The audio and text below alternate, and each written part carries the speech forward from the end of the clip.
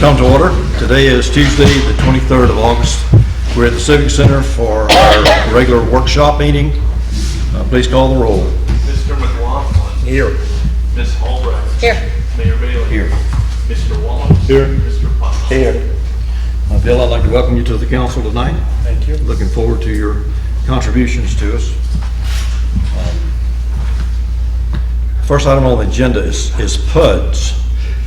I put this item on the agenda to talk about two things. First, PUDs in general, because we've talked about them in specific a couple of times. First, I want to bring you up to date on just sketchy information that I've got about a new PUD that's coming to town.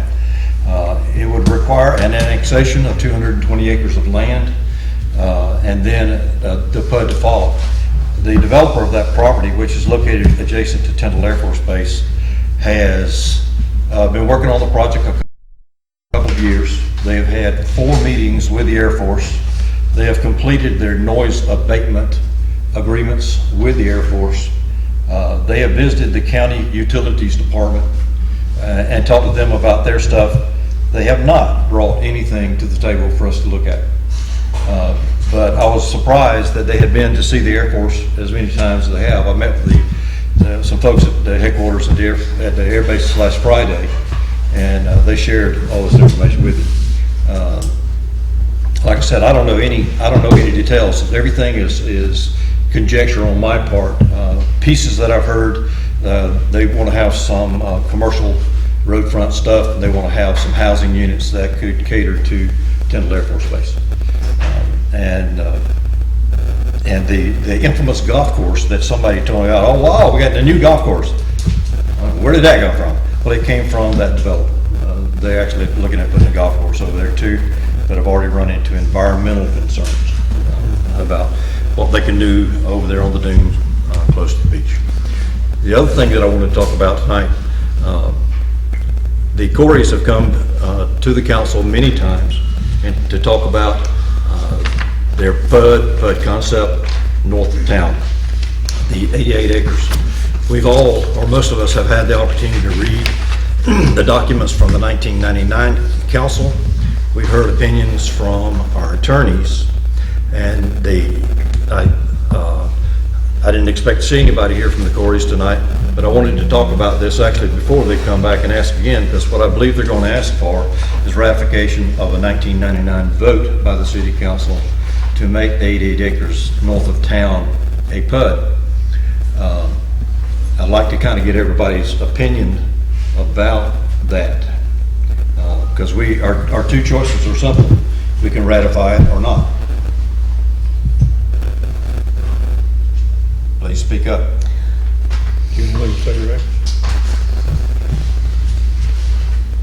All right, well, I know, Jerry, you want to? Go ahead. Okay, I just think 1999 is 17 years ago, and that's a long way. There was no ordinance that said it will be a PUD.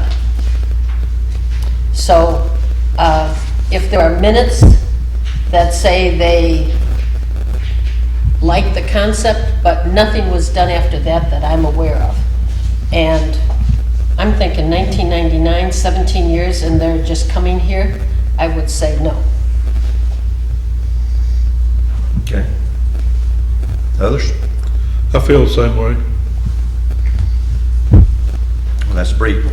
I had an interesting concept today. They voted on a PUD in 1999. They should have voted on a PUD concept. So they didn't actually vote on a PUD concept. They voted on a PUD. But there was no ordinance passed after that. I'm reasonably sure what I'm saying is going to come before the council at the next voting meeting. And I don't know what else what we need to bring to the table, but we're going to have to vote one way or the other sooner or later, and we put this off long enough. Here. Question. What would it be if we took it as it is, in general, as a concept, and voted on it with I'm sorry. Thank you. See if I can get closer. If we took the concept as it is and voted on it and accepted it, would there be any consequences to the city today from the old concept? Because I think they have to go through other hoops to actually develop the property that would be up to, snuff with our regulations today. What would be the issue if we just did vote on it? Would there be a problem for the city? I'm not sure what you would refer to as a problem. Well, an issue that versus another company coming in today with a brand new set of plans and asking for a PUD that was voted on, would there be any real significant problems, I guess we would expect or could expect from the older ideas and older plans coming before us? Well, first of all, I asked a question some time ago of Nick, and he gave me an answer. How long is a PUD concept good for? And a PUD concept is good indefinitely. It has no closing date, but the next phase is a pre-development order. Pre-development order has to come back again to the council, to planning and zoning council. A development order has to come back again, and then once a development order is approved, then a PUD is approved. But once a development order is approved, there's a timeline hooked to that, and I want to say offhand it's like 24 months. What if we vote for it as it is? What changes inside the city from today and tomorrow? Nothing, because they may not do anything with it. It may just sit there until some future time. I would wonder why they would want to approve a concept that they came up with in 1999 when the demography of the city has changed. Where we're going seems to be changing because their hands will be tied to that concept. I think the verbiage is in effect very small changes to the concept when you go to a development order phase. Others? Does anyone on the floor want to speak to this? Yes, please. I brought this up once before, but I don't think I ever got an answer. There are 3 different plans out there. Which one are they going to push? Do you know? The one for 100 units, 199 units, or 355 units? This is the original one. You have that answer off the top of your head. It's 199. 199. Okay, thank you. Okay. There's a lot of natural land in that tract as well. Any other comments about PUDs? Yes, sir.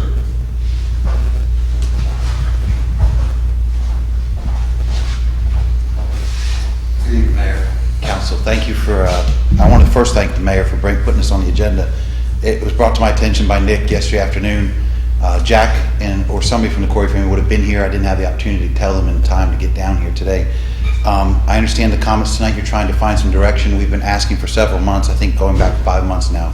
I saw, Mayor, you were copied on the correspondence. So we do need direction for the Corey family. I understand. I appreciate you asking the question so we can give them some direction. I tried to crystallize the question, and I had heard at the meeting that we weren't at some of those questions of which plan was being proposed, and I clarified that for Nick. I sent that in a letter to him. I believe, Mayor, you got a copy of that. One of the questions in there was, it was 199 units in 1999 that they voted on. And the alternative now, as I understand it, is you're saying whether or not to move forward with the PUD concept, which we've asked for to be ratified through ordinance, or not.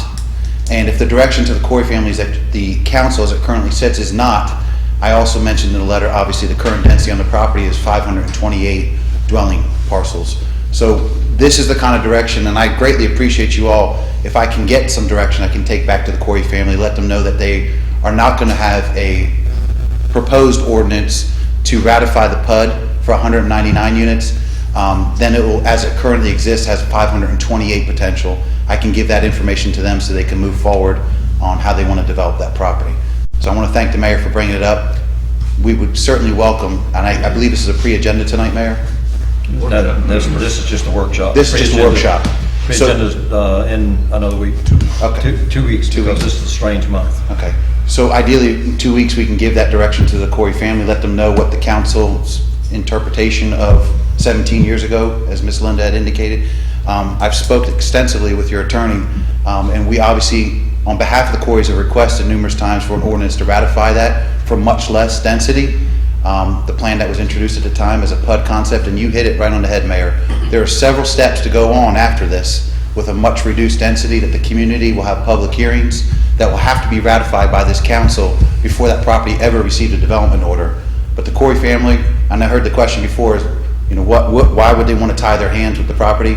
The Corey family have repeatedly asked for that ratifying ordinance. If the council currently tonight sits, or in 2 weeks from now, and tells us that they are not going to introduce that ordinance, I can relay that message to them, and they'll also obviously move forward on the 528 parcels that they currently have. Okay, thank you, Mayor. Thank you. In the minutes, I thought it said 100 units. I don't have the minutes in front of me, but 199 units is what was on the map. Okay. I'll go back. It was and- commonly referred to as the 100-acre parcel as well, so maybe it meant 100 acres, who knows? Right, it said 100 units, right. The acreage and the units could be confusing. Okay. Mayor, if I may, I just wanted to offer that clarification, Ms. Albrecht. In 1999 and 98, Baskerville Donovan originally referred to the project and all their applications as the 100-acre PUD tract. And going over all the public records that we've looked at from the Corey family, that was what it was referred to for many years prior to it. Until they actually when they worked out, it came out to be 88.6 acres. But it was commonly referred to in the community as a 100-acre tract, the Corey 100-acre tract. But the application and the plans that were submitted to the city were 199 units. And that was a distinction I offered in that July 24th letter that I offered to the city. Okay. Bear cans. Mayor, out of respect for the Cathys that are here, would you want to take number 4 first? So they don't have to sit through the others if they don't want to. No. Why?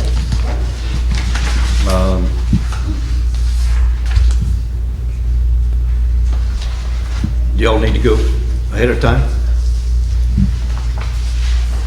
I don't know, I'm not sure why we're here. Okay. I'm not either, right offhand. Let's just go straight forward, please. Let's talk about the bear cans, not beer cans, but bear cans. Bear cans, yes, sir. We have an opportunity from FWC to get some more grant money for the purpose of getting some bear-resistant cans. They did bring by a 32-gallon test can for us to look at to see if that was something we might want to participate in.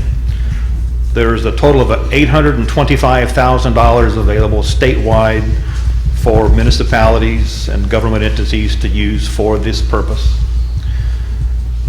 They did indicate that what makes sense for Mexico Beach would be a situation where they would provide the money, in essence, pay for half of a can. They indicated the can that's sitting over here to my left is about $100. They could provide grant money to pay for about half of that, and then the city would have to pay the other half, or the customer themselves might pay that, depending on how we want to configure that. One of the catches to the whole thing, though, is they've given preference of the money to municipalities who pass an ordinance that requires the securing of the cans. In other words, don't have a can with the easy off lid, have a can that is a little more difficult for a bear to get into. They suggested that perhaps making that ordinance citywide might not make a lot of sense, but just have a corridor per se. And in the sample ordinance that they gave me that I sent to you folks yesterday when I got it, indicated that there are corridors that we could adopt. In other words, 15th Street, the area on the east side, the areas next to the beach aren't affected by bears as much as the other parts of the city. So that is what they had proposed. So I'll go over here and I'll demonstrate this can. They said it was an easy screw on, screw off can. I'm not exactly different. But nonetheless, that's how it works. It screws on, and of course, most bears don't have thumbs, so they can't have this and unscrew it. And so the chance of getting in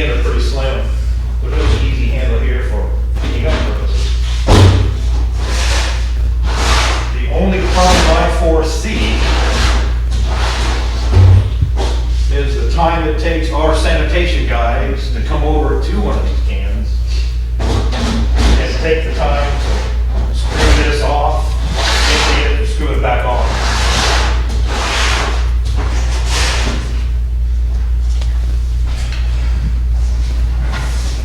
So that all being said, is there a desire from the board to study this issue any further, or respectfully say, thanks, but no thanks? Does the ordinance require that everybody buy it, or is that a choice? Only in the corridors that we choose. So if you don't want to do it for the whole citywide, it can be for, like I said, 15th Street, which has a lot of bear interactions, or 1st Street, 3rd Street, things of that sort. I think the cost is a little testy, even at paying half, because 3 cans per house, we're talking at least 150 per house times 2,000, which is a large amount of money. We can actually get a roller can that's bear-proof cheaper than that, and 1 can per house, if we ever get to that. But I'm not in favor of changing the sanitation ordinance. Was that $100 for the can or $100 per citizen? $100 per can. Per can, so 50. I agree with Tom. I don't think that we need to put, and the other reason is we have ordinances that we don't enforce now. Why add another one when I just don't think it's necessary? And we've been talking about tippers. If we tend to go that way in a year or two, then that's a different kind of can that the people would have to purchase. So I'm not in favor of it. I walked in and looked at it in the office today, and someone had, I don't know if they just jammed the lid down on it, but if that gets Cross-threaded? yeah, it's a bear to get off. It was really tough. I had 2 hands on it and a knee trying to get that lid off, and I can imagine someone a little bit older than I am, and a little bit tougher to move things than I am, trying to get that off. So I'm not really. And I have one other comment too. We've made tremendous progress by covering the dumpsters, and the bear population has gone away, at least for now. They may come back, but we don't have near the bear problem that we've had in the last year or two. If it was really severe still, we may need a severe step. Okay. I would say thank you, but no thank you. I will respectfully decline their invitation. Okay, codification of ordinances, Mel. As you all know, we've taken all of our individual ordinances and given them to our codifiers, who has then provided a book containing all of our ordinances. Once they finished that process, we looked and found some items that we need to clean up to legitimize things. Number 1, concerning the elections for the city council members. It was changed in one section of the code, but in the charter section itself, it still needs to be adjusted. So that's something that I can take to the codifiers and they can make the adjustment and we'll be good. Another one has a couple of ordinances where it refers to the city administrator duties, but there's nothing there. It says as listed below and there's nothing. So the way to fix that is to take out the words "are listed below" because it mentions them right before that. The city no longer has the indexing sign for advertising local business, so I think it's appropriate to have us work on an amending ordinance to delete that section 4 of that ordinance. We spoke about the fishing license last week, so we need to make that adjustment.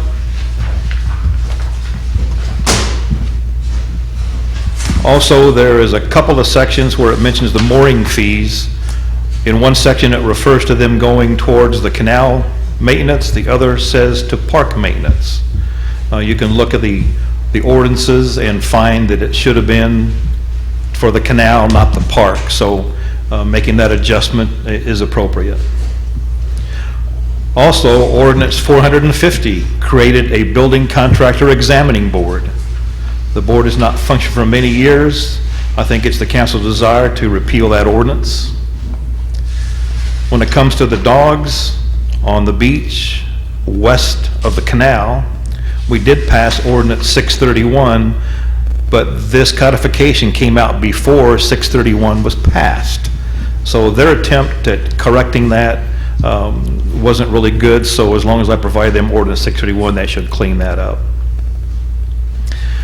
Here's a good one. It says the golf carts are not allowed on 15th Street. Yet if you look at the ordinance, it later on says, golf carts operating on 15th Street must display a slow vehicle triangle sign visible from the rear of the golf cart. So it's a contradictory ordinance. I think we all know that we have allowed golf carts on 15th Street. So I think it's appropriate to make the adjustments in the ordinance, in an amending ordinance to take care of that. There's another section where it comes to the water department, whereas 5207 E and I are similar, but I is correct, E is wrong, so we need to make that adjustment. And the maximum charge for a secondary water meter. In one of our sections, it mentions it at one charge. In another section, it mentions it at there is no minimum, when in fact, there is no minimum. We would need to delete section D, which has that minimum charge. In other words, the extra water meter you get for watering is based on the usage of through your meter. There's no minimum charge. That's all I have, Your Honor. Any questions about any of those? And we've had a chance to look at all these before. Comments? I have a question on number 6. What did they do when they were functioning, the building contractor examining board? Did they work with our building department? Were they together, or did the building department do one thing and then the building contractor examining board checked over things, or vice versa? Did they come first? What was their purpose? Anybody I know? was not here in 2003. I'm not sure it ever was started. Okay. Can anyone help us with that? 203 was when we had the boom in the building. I'm sure this was an effort to have qualified contractors building in town, but we haven't used that in many years. Okay. Hearing one, I don't think we need to continue it. No. Okay. Number 8, you have listed 70.03. In my book, it's 71. All the ones that are 70 point something, in my book, it was 71. Okay, it's a numerical thing, but Yeah, right. And number 10, do we lose any money if we go to no minimum? I mean, any actual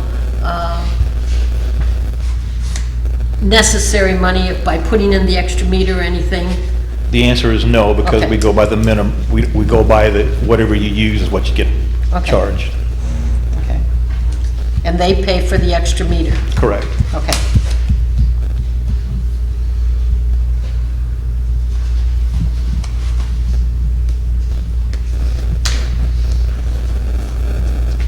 If there's no other questions, I'll proceed with getting the amending ordinances prepared.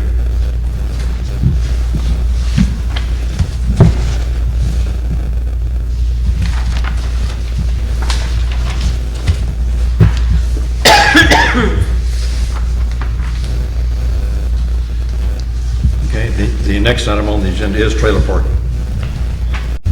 Over the last year, we've had quite a few issues about trailer parking.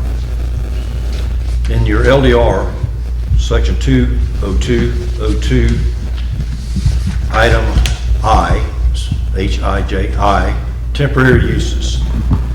There's one sentence in the LDR that all violations of trailer parking have been referred to. And it is the sentence that says, this does not include trailers and recreational vehicles. It's in a section called temporary uses. Temporary uses are spelled out for things like flea markets and similar type things, carnivals, school fairs, and that kind of thing. And this is in a section that says, what can you do in our different tourist, or our different zoning classifications. So without getting technical, let's talk about practicality. I'll use myself as an example, just to use myself as an example. I live on Carolina in general residential area, and I own 2 lots. Currently, I have a house on both lots. I can put anything I own on my property as long as there's a house there. But let's say I change that and tear down the old trailer next door, and now it becomes my house and an empty lot.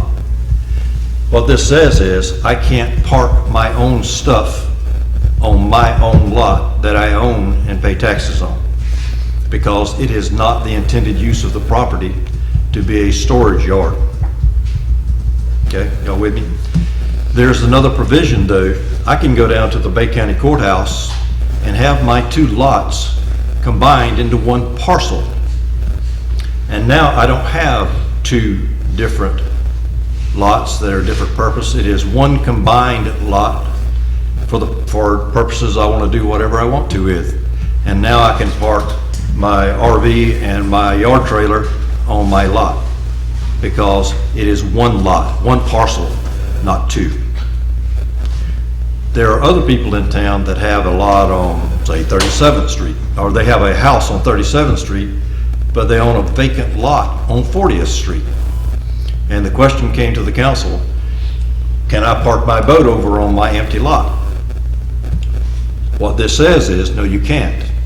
That is not the intended purpose of that lot.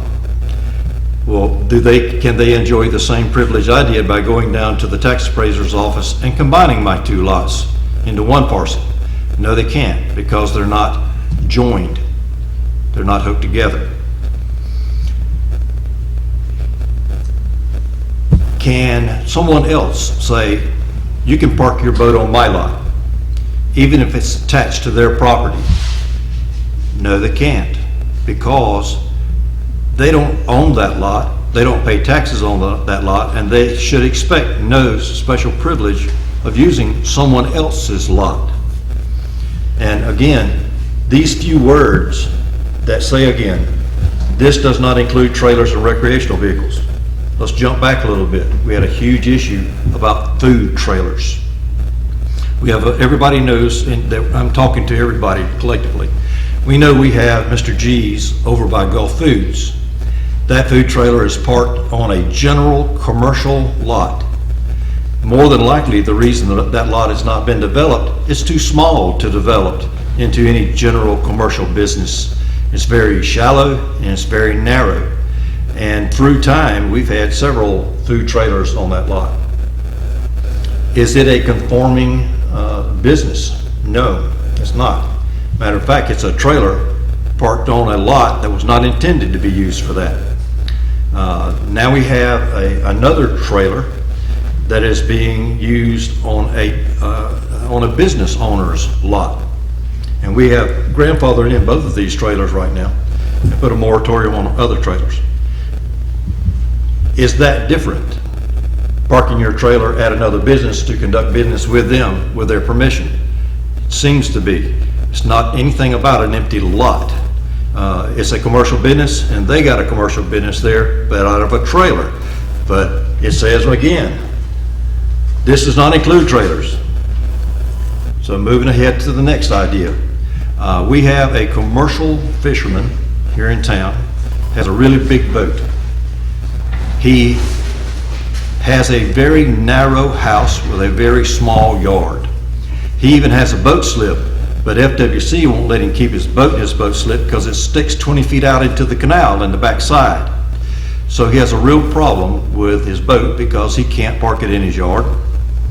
And it becomes a constant problem for all of us because he parks it on everybody's lot or in no overnight parking areas with the city or on the right-of-way. All of those things, that all becomes an issue. And it's actually not the LDR we're having a problem with on most of that. It's actually the parking stopping regulation, which is just parking illegally. But if you put all these different ideas together, in my opinion, at least if you have 2 properties that join each other and you pay taxes on both of them, you should at least enjoy the use of your own property, even if it's to store a trailer. And like I said, without even changing this, there's a way for property owners to do that by going down to the courthouse and joining your properties. What's the disadvantage of doing that? If you ever want to build on that second lot, you got to go down and unjoin them again, and because you've got to meet all the LDR requirements to build a house on that lot. So it can only be a temporary type thing. What if I own 5 boats and I park them on the yard? Well, Sergeant Kelly and I had this conversation today. He said, now we're not talking about LDR. Even if it was legal for you to park them there, now you have created a nuisance for your neighborhood. Because your neighbors don't want to look at 5 boats parked on your spare lot. And they have a problem with that.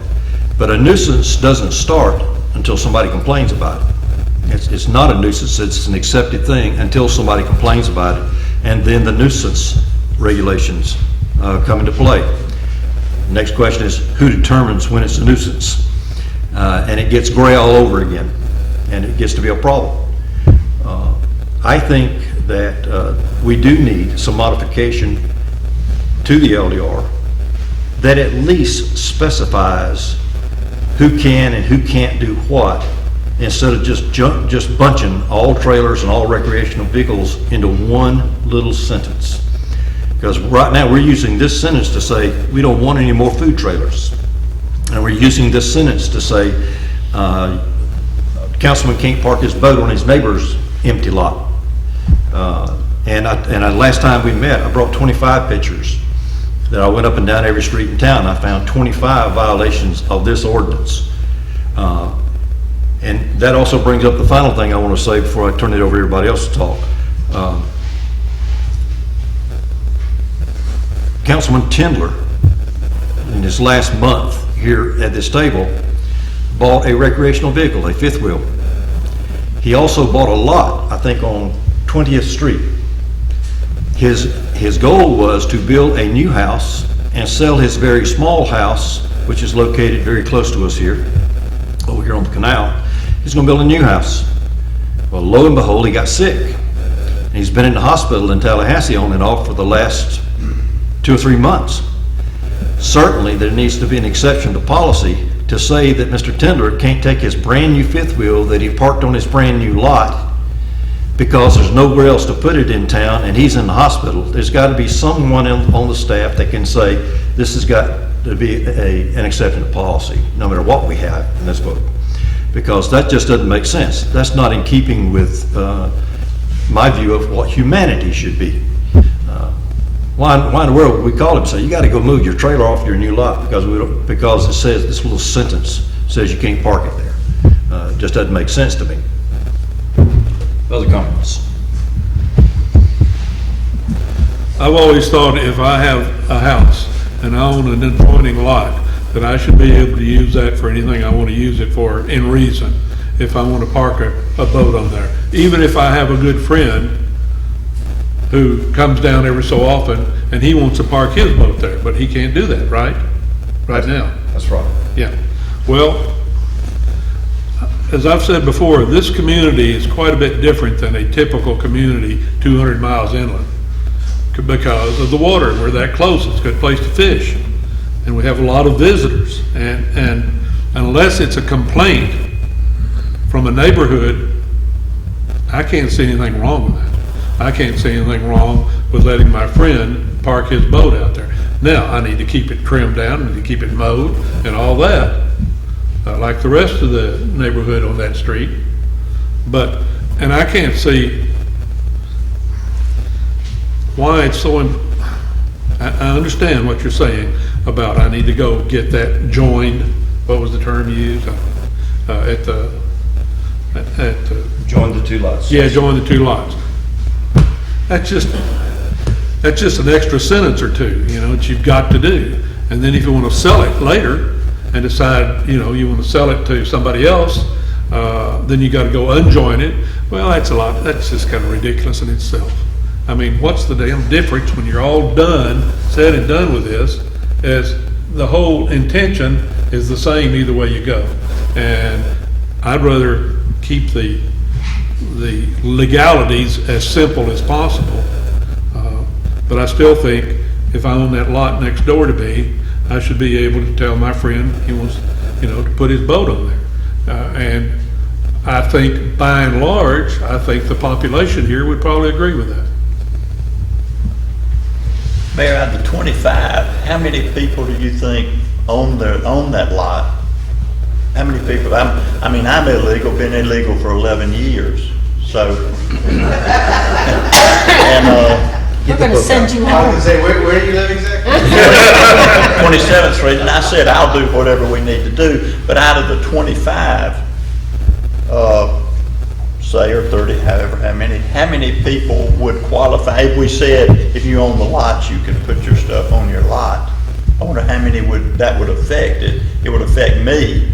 So if I just sell my boat to my neighbor for $1, and then I'd pay all the stuff. Already G2 in I wonder how many. Quite a few. that There's probably, I would say, at least 10 out of the 25 pictures I showed you are people that own that lot. On too. the lot. Okay. But then the other 15 don't. As you know, as I mentioned before, tourism is our only industry in Mexico Beach, so the less restrictions we put on our tourists, the better we are. The less restrictions you put on us property owners that live off of our tourists, the better we are. So I agree with you 100% on that. Go ahead. I don't have a problem with, if you own the lot, you can put your boat or your trailer there. I don't care if it's next to you, or if it's 3 blocks from your house, or 8 blocks from your house. If you own that. Now, I do agree that it should be kept neat, not overgrown. Because I think that's part of the problem when there's an eyesore. People, ooh, that looks trashy. If it's kept neat, they don't even think about it. I don't have a problem with owning a lot like Rex's friend allows them to put their boat on there. However, I don't want it to have 5 or 6 boats on there and become a boat parking lot. Yeah, nuisance. Right, a nuisance. The other thing is, if we hear complaints that commercial trailers or whatever are in residential, then maybe that's where we should direct it. Commercial stay in commercial empty lots, and everything else can go into if that seems to be a problem. So I don't have a problem with, if you own the lot, as long as you keep it neat and clean. What if you don't own the lot? I think, If you don't own the lot, if it's a friend of yours and they verbally say, go ahead, like Rex. When you look across the street from Rex's house, it's not trashy looking. You don't even notice the boat there unless he pointed out to you that it was there, and there's 1 boat. So I don't have a problem with that as long as it's neat and clean and not a parking lot. mine is, if you don't own the lot, I don't have a problem with someone parking on it, but if the owner of that lot is not a resident of Mexico Beach, I think you should be required to have some kind of documentation in case there's something going on and our police department wants to ask a question from that owner that's out of town that says, it's okay. Instead of having to force our police department or the person that owns the boat to immediately jump and try and get that documentation in. I think that should be in hand. Okay. Makes sense. Let me complicate the table. At the corner of 35th Street, there's really a triple axle boat trailer parked on an empty lot. And it faces 98. The lot is clean. The trailer has been there for 2 years. It actually belongs to the house that's sitting right beside it. It's right there. And I don't know who owns the lot, so I'm gonna say Zach Childs owns the lot, and Zach's a friend of mine. So I wanna quit paying the space place $150 a month. I say, Zach, I wanna park my 5th wheel trailer and my dump trailer and my hydraulic lift along the front side of the lot. And I'll promise to keep the grass cut. Does that change your mind? It changes my mind. If it's not your lot, if you want to let one of your friends do it, fine, but not a parking lot. I think you have to limit the amount of vehicles, It boats. becomes a nuisance. But then you get into interpretation of, what is neat. I mean, neat to me is different than neat to somebody else or an eyesore.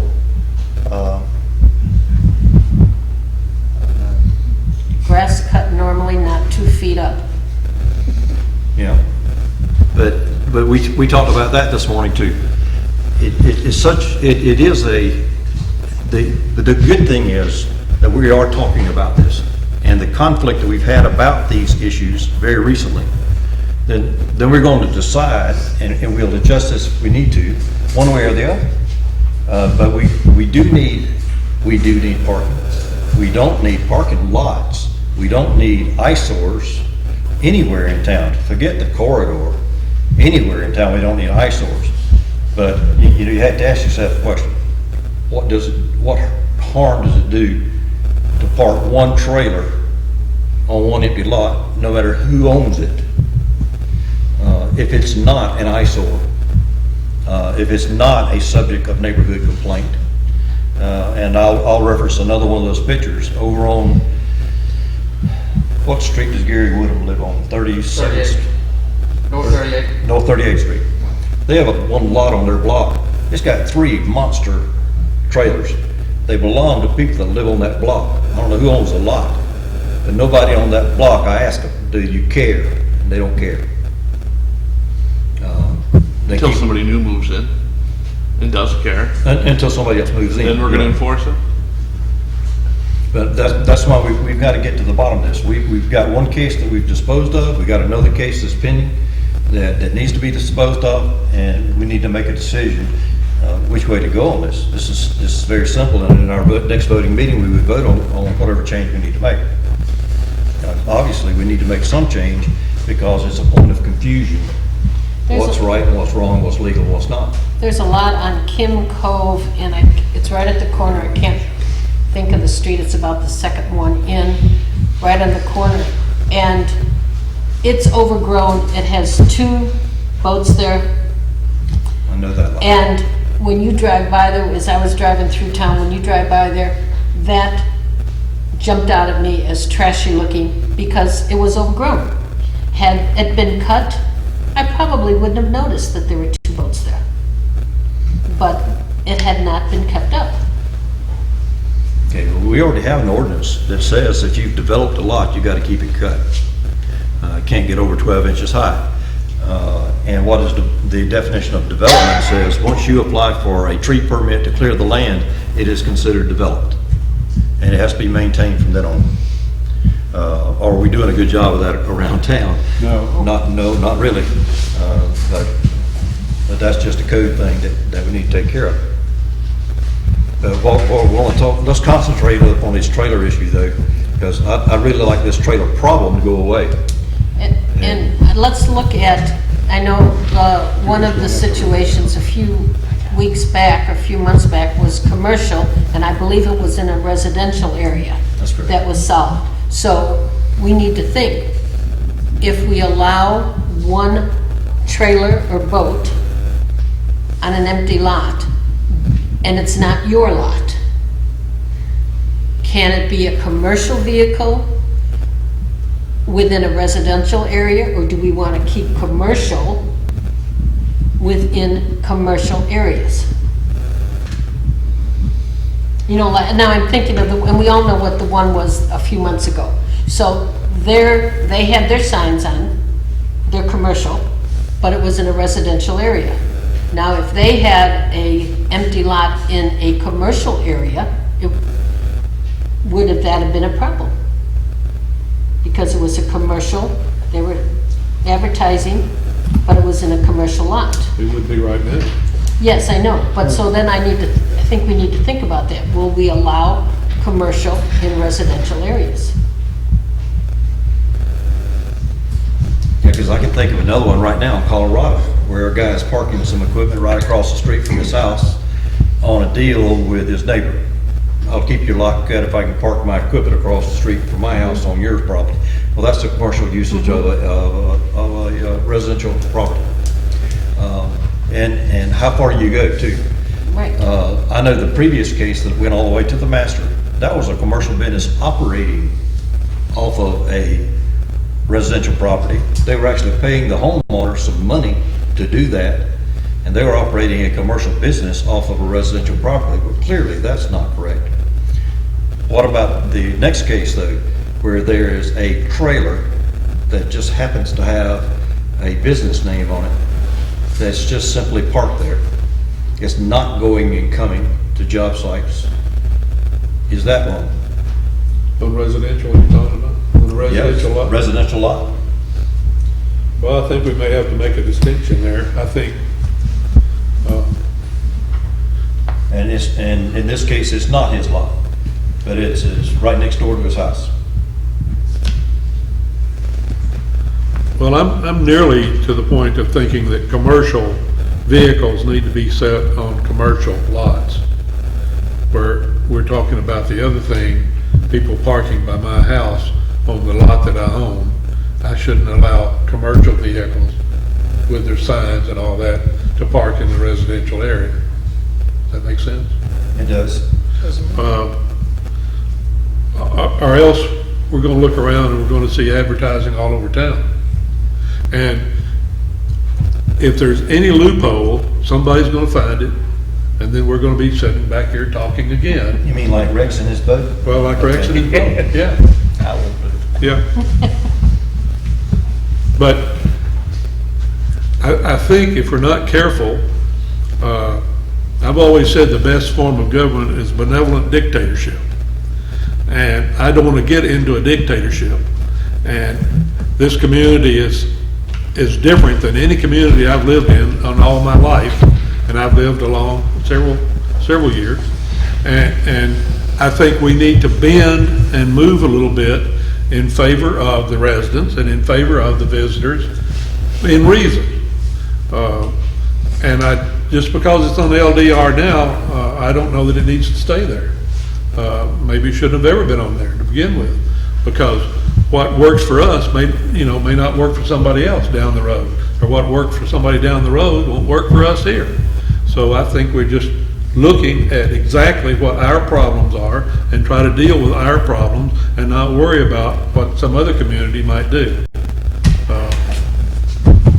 for what that's worth. Okay. Well, again, we're back to this sentence. This does not include trailers and recreational vehicles for temporary use, which any lot, and it goes through every single zoning classification, and it comes to temporary uses. And we've been pretty specific about not letting, for example, you can't build a duplex in residential low density. It's not allowed.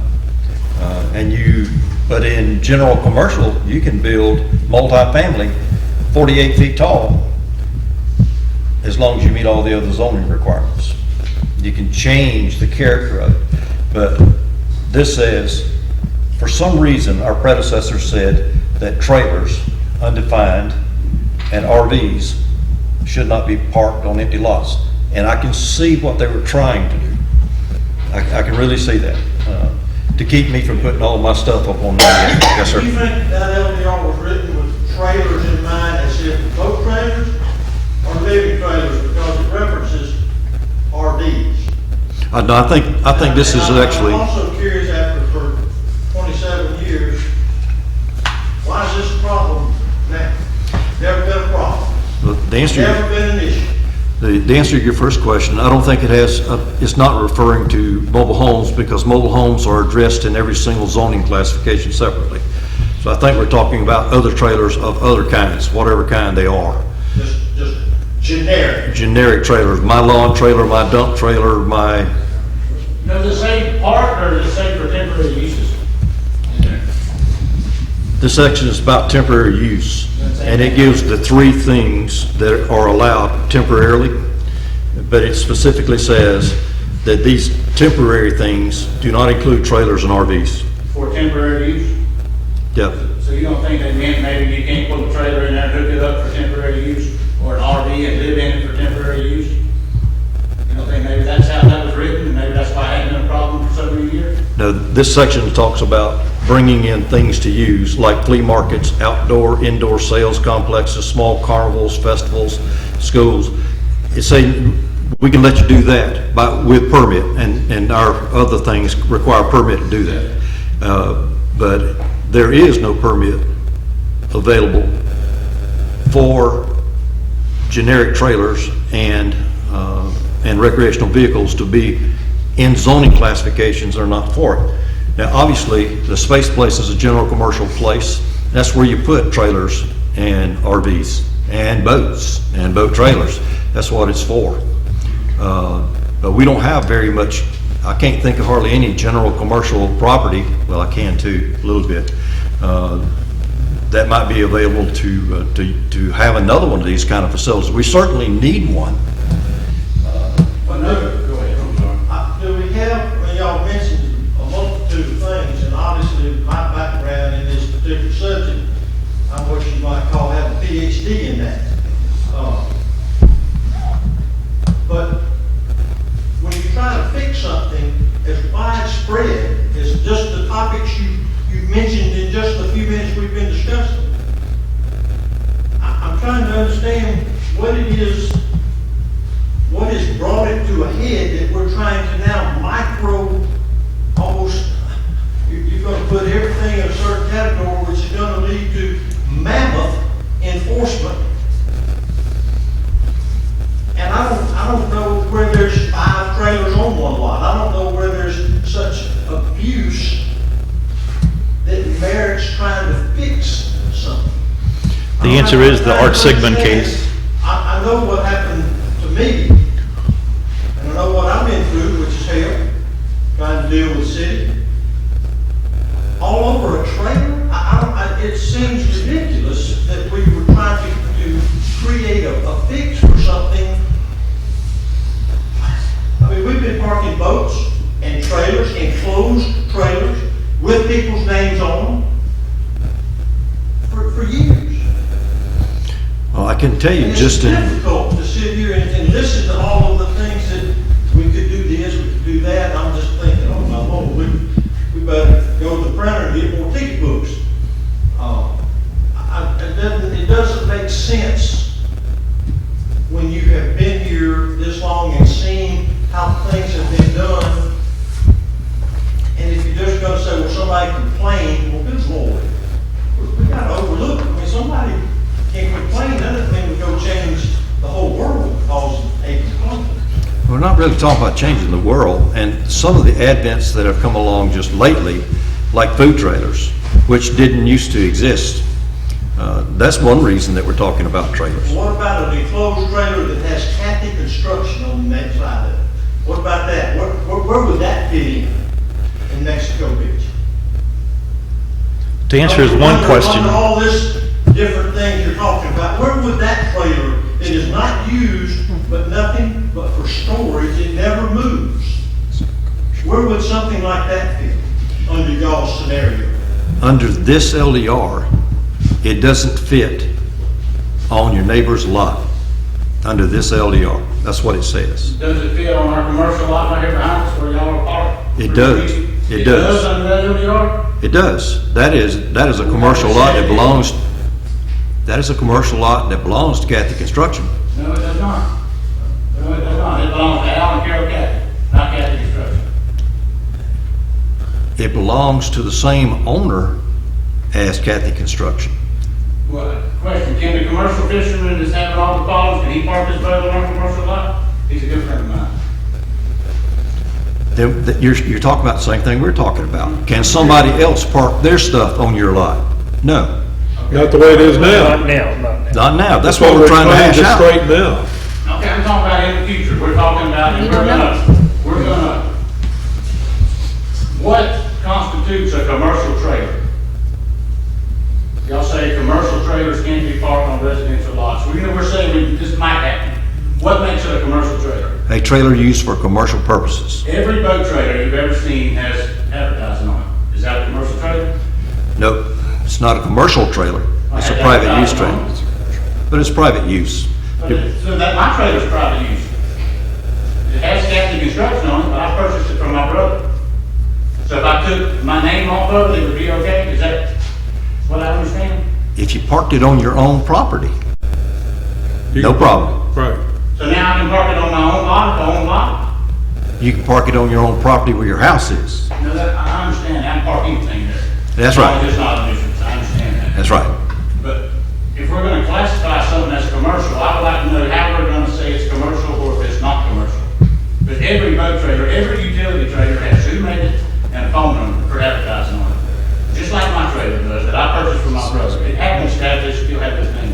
But I don't think your argument's valid, because my truck says Ford on it, but it's not advertising for Ford. It's not? No, Does it have a phone number where you can call and buy one on the door? it does not. Well, that's what I'm saying, trailers do, Mr. Mayor, they have that. Every road trailer has who built it with a phone number. Just like my trailer has my name on it with a phone number. I appreciate your argument, but, My idea of commercial is if you have a business and you are advertising your business. I don't own Captain Construction, have nothing to do with it. I'm just saying, the name on the trailer or whatever happens to be on the lot. If it is a business and you're advertising that business, that to me, I'm not speaking for anybody else, that to me would be considered commercial. Just because there's an empty trailer that would carry a boat around and it has the name of the company that made it, they're not advertising that company, in my mind. In my mind. Well, in a matter of speaking, they are. I understand what you're saying. But I look at a commercial, I'm talking about a commercial vehicle, like plumbing and electric or whatever, and they've got it on the side of the van. And as far as that boat trailer goes, that doesn't, that's just an ordinary trailer, like everybody else's trailer. Well, mine is too, it's an ordinary enclosed trailer that lots of people buy for personal use that happens to have my brother's name on it. Okay. That I purchased from him. So it has on the side. Yes. She can read it from 100 yards or and something. and you never used it for work at all? No, sir, never. Never. I bought it from him when I bought my house, and I put my stuff in it when I moved, and I still have some stuff in it. And that's the only time we've ever used, that I've ever used that trailer after I purchased it. Never, ever for any kind of business, no, sir. Just thank you, sir. Your Honor, the sign section of the LDR is very clear, and it says that anything that's put on by the manufacturer of the boat, et cetera, is not advertising. But if we're talking about southbound charters, which I think they were alluding to that, the contender logo is not advertising, because it's a contender boat put on by the manufacturer. Southboundcharters.com is blatantly advertising. But I think if Kathy wants them to park it on their property, which is commercial property, what's wrong with him parking it there? That's what we have to decide. See, but right now he can't do that, right? Correct. Even though it's commercial property. I mean, with their approval to do so. Well, let's take that. Didn't he have permission and we ran him off? And we were told there was a moratorium, and we still sent the landowner a letter after the moratorium. And then I didn't have permission anymore because he thought I was lying to him because y'all were persistent that I was breaking all these rules. So I had to move my stuff because he thought I was not telling him the truth. And now, here we are. And I'm the only one out of all those pictures that he had, I'm the only one that had to deal with all this. Nobody else has had a letter sent to him. Nobody else has had 4 violations hung on the door. Nobody else has had 4 phone calls or nothing, except me. But we have, and that, I don't know how many letters were sent out, but we have dealt with a commercial business months ago for the same reason that they, Well, I hope not. That was a business operating. okay. Temporary use of trailer. Right. They just park it there at night. Can I ask, how do you know if a business is operating or just not operating? Or if it's a temporary use of its parking of a trailer. You know when you see business activity occurring. No, but I mean, like, if I park in front of my house and I have Hutchison Electric, do you know if I'm operating or not? But you changed the scenario, you parked it at your house. You can park a commercial vehicle at your house. No city I've ever lived in before, could you take a commercial vehicle trailer and park it in a residential? So that's what I'm saying. How can you determine if one person says I'm not operating a business and one person says I am, or how do you determine that? How can you be fair to one person and not the other? Say like a lawn guy that, and you're saying, well, he's operating a business. Okay, so you see the lawnmowers and things on his trailer, I understand that. But let's say I have an enclosed trailer. How do you know what I have in that enclosed trailer? You don't know. They show up every morning, they go to work,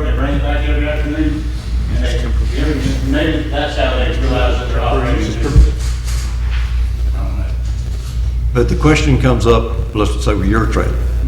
If it was there and then it left and it came back and it was observed somewhere else in town where work was going on, that would be a reasonable conclusion that it's a work trailer. Yeah, that happened, yeah, I agree. 100%, that never happened, but it did. Moved over to the, Moved to a vacant lot, a good friend of mine, right here on 32nd Street. because we were Next going door. more towards moved. Next door to a house that I owned, there was no work going on. Well, I mean, it would be a logical conclusion to believe that There was that no work happened. going on. There was no construction. If I could, and then I'm gonna leave, but the real point, my point, is what we went through, and there's, you said there's 25 pictures, there's multiple violations, that only one was issued. Well, we put a stop to the rest of them The letter to was get written this after straight. stop. My point is, during the time that we got ours, we rode by at least 3 on the way to get to us, didn't do anything.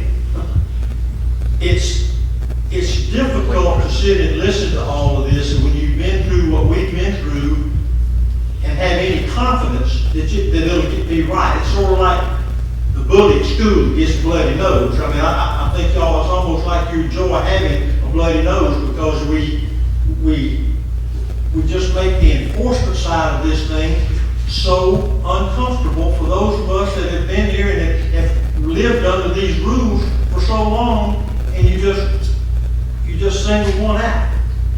That's difficult to all of you. That is difficult to sit and listen to what you're trying to fix, when the reality is, there's nothing wrong. Well, in fairness, you know precisely who brought your That's situation. precisely why that trailer was parked. It was parked as close to his house as we could get it. Okay? I mean, that's why it's parked there, where it was when you said it was moved. That's childish. And I'll be the first one to say that. But what the discussion of boat trailers, enclosed trailers, what in the world? There's no issue. There has been. Well, according to the LDR, there is an issue. And we're trying to either make it right or do away with And it. I hope you're able to do that. I Okay. wish you luck. One other question, that LDR says I can't have any of these trailers over here either, is that correct? Fine. We've been told classification doesn't matter. I can't park my dump trailers, my boat, I can't park anything on this commercial land that my family owns, or anybody owns, it doesn't matter. I don't know what it's. I'll be happy to talk to you about that individually, but I'll give you a generic answer. We've already had an administrative meeting about the Kathy Construction vehicles parked on that general commercial lot right beside you that belongs to Al. And we think that's fine. Okay. It's Kathy Construction, Kathy Hardware, it's all the same business to us. Okay, And but that's what, fine. right now, what if his friend has his boat that has his name on the side of it? According to this, can they say, okay, you can park your boat here? Well, I didn't want to get this any more complicated than I already started, but there's another scenario still. Yep. What if I join my 2 lots, and now I can park on my lot, and my friend comes to visit, and he brings his boat? Can he park on my lot, which is now a legal parking lot? Just like parking it in your driveway, just park in your house, sure you can. Why couldn't you? I think it But, We but, can't do that here, who wants to live here? but that's gotta be legally joined, correct? has to be joined for me to do that. Which I have can't a see the legal lot. point of having to do that. I just, You know, the guy with the boat, it's sort of sad to me that the guy that puts a wrap on his boat, I think that's what it's called, a wrap, where you put your southboundcharter.com or whatever it is, that he can't find a place in town that he can park that, because we're gonna find something. We'd rather work at finding some reason he can't than But- try to make it more enjoyable. I mean, he's a businessman trying to make a living. But right now, I don't understand that. he can't, and that's what we're saying. It was brought to our attention, and probably because of your situation. Oh, I'm What sure need, it was. what needs to be tweaked? What can we do To make it right. to make it better, to make it People clearer? around, if somebody says, And- hey, Frank, can I park my boat on your lot? Sure. Well, that's what we're talking about. Doesn't matter where it is. as long as it's. I agree with you. That's all it's ordinance. Right. I agree with you, Al, but currently, if we Currently, that's follow not what the it rules, says. you can't. Correct. But And I that's what agree I'm with saying, it's ridiculous. If I owned a lot anywhere in town, Do like the Saturday store, scratch that sales tax. well, that's what we're getting ready to do, I think. Yeah. Right. There's people that want that. I have one other question, and you might want me to wait to bring it up. But there was a UTV on this lot with this trailer that was licensed in Mexico Beach with the triangle on the back, perfectly legal to be on the street in Mexico Beach. I moved all my stuff off of this lot, or the trailer and the UTV off of this lot, after a letter was sent to the landowner, after the moratorium on the rule. Still sent a letter. And I heard there was a moratorium. A week later, whatever, I put the UTV back on the lot, had it facing the road real nice, and it's not trash, nothing. So Friday, I decided I would call the code enforcement lady just to make sure that she wasn't gonna send this guy another letter. I didn't wanna make this guy mad again. And she informed me that, no, I cannot park. Everybody else in the city of Mexico Beach, on any other lot, that could be parked, but not that lot, because there had been a letter sent. And if it stayed there, there would be repercussions. So I go home right then, and I moved it off that lot, trying to do the right thing. I put it at the cul-de-sac at the end of my street, where people have been parking since that street was, my uncle made that street, people have been parking there. Within 24 hours, I had a $50 citation on that vehicle because of a no parking sign that has nothing to do with that cul-de-sac. It has to do with a little street that really doesn't even need a no parking sign, but it's there. I didn't even really know it was there. And I live there. That's how, it's not like it's a big sign, it's this big. So, I was told to not worry, that they were gonna look into the sign and see if the sign included the cul-de-sac. Never heard another word. The weekend came, I moved the UTV, rode it around with my 2-year-old, he loves it. After my neighbors parked there, Friday, Saturday, Sunday, and Monday morning, they leave. When they left, I put it back there. Within 2.5 hours, it was on the tow truck and it's sitting in the impound yard. Can anybody tell me what the heck is going on? Yep, you left out a couple of things. You're parked in the street. The acting police chief came over and told you it was parked illegally, asked you to move it. You refused to move it. He went back and did check it. It was blocking the trafficability of the cul-de-sac. You still refused to move it after a second visit, and then you got a ticket. No, sir. No, sir. That's not how it happened. Then you got a ticket No, sir. That's not how it after happened. 2 visits. Hey, I was there. I mean, I'm telling you how it happened. You are correct. They say it's blocking the cul-de-sac. If the other people, any other person in the United States can park where I was parked and not get a ticket. But when I'm parked there, I get a ticket. And I even asked that question. I said, well, my neighbors were there for 4 days. The policeman, there's a very nice policeman on the weekends, I don't know his name. He makes his round, waves at me, toots the horn. No, not one word was said to those 4 vehicles, now full size, a Suburban, a big truck, a small SUV, and a car. Not one word for 4 days on a weekend. But when I took my stuff back in the second time, I moved it off where it was not blocking the traffic. It was right, it was not blocking anything. It was not near as far on the road as those vehicles. Wasn't there 2.5 hours in this code. When I asked Sergeant Kelly, he said, I'm not worried about who else parks there, I'm worried about you. That's exactly what I was told. So I hung up before I said anything I should have. So is that the case? Did you park illegally? No, sir. Parked in the middle of the street is not I was illegal not in the middle of parking. the street, Mr. Mayor. I was backed up on the edge of the right of way. They drove right by people on the right of way. When you got a ticket, were you parked on No, the sir, I street? was not parked illegally. No, sir. I've been parked there. Are they saying that no parking sign has something to do with that cul-de-sac? I'm saying you were parked in the street. No, sir. You were I was parked on the blacktop. edge of the street. We can't park on the edge of the street, it makes no easy. You can on the right of way, but not on the blacktop. Well,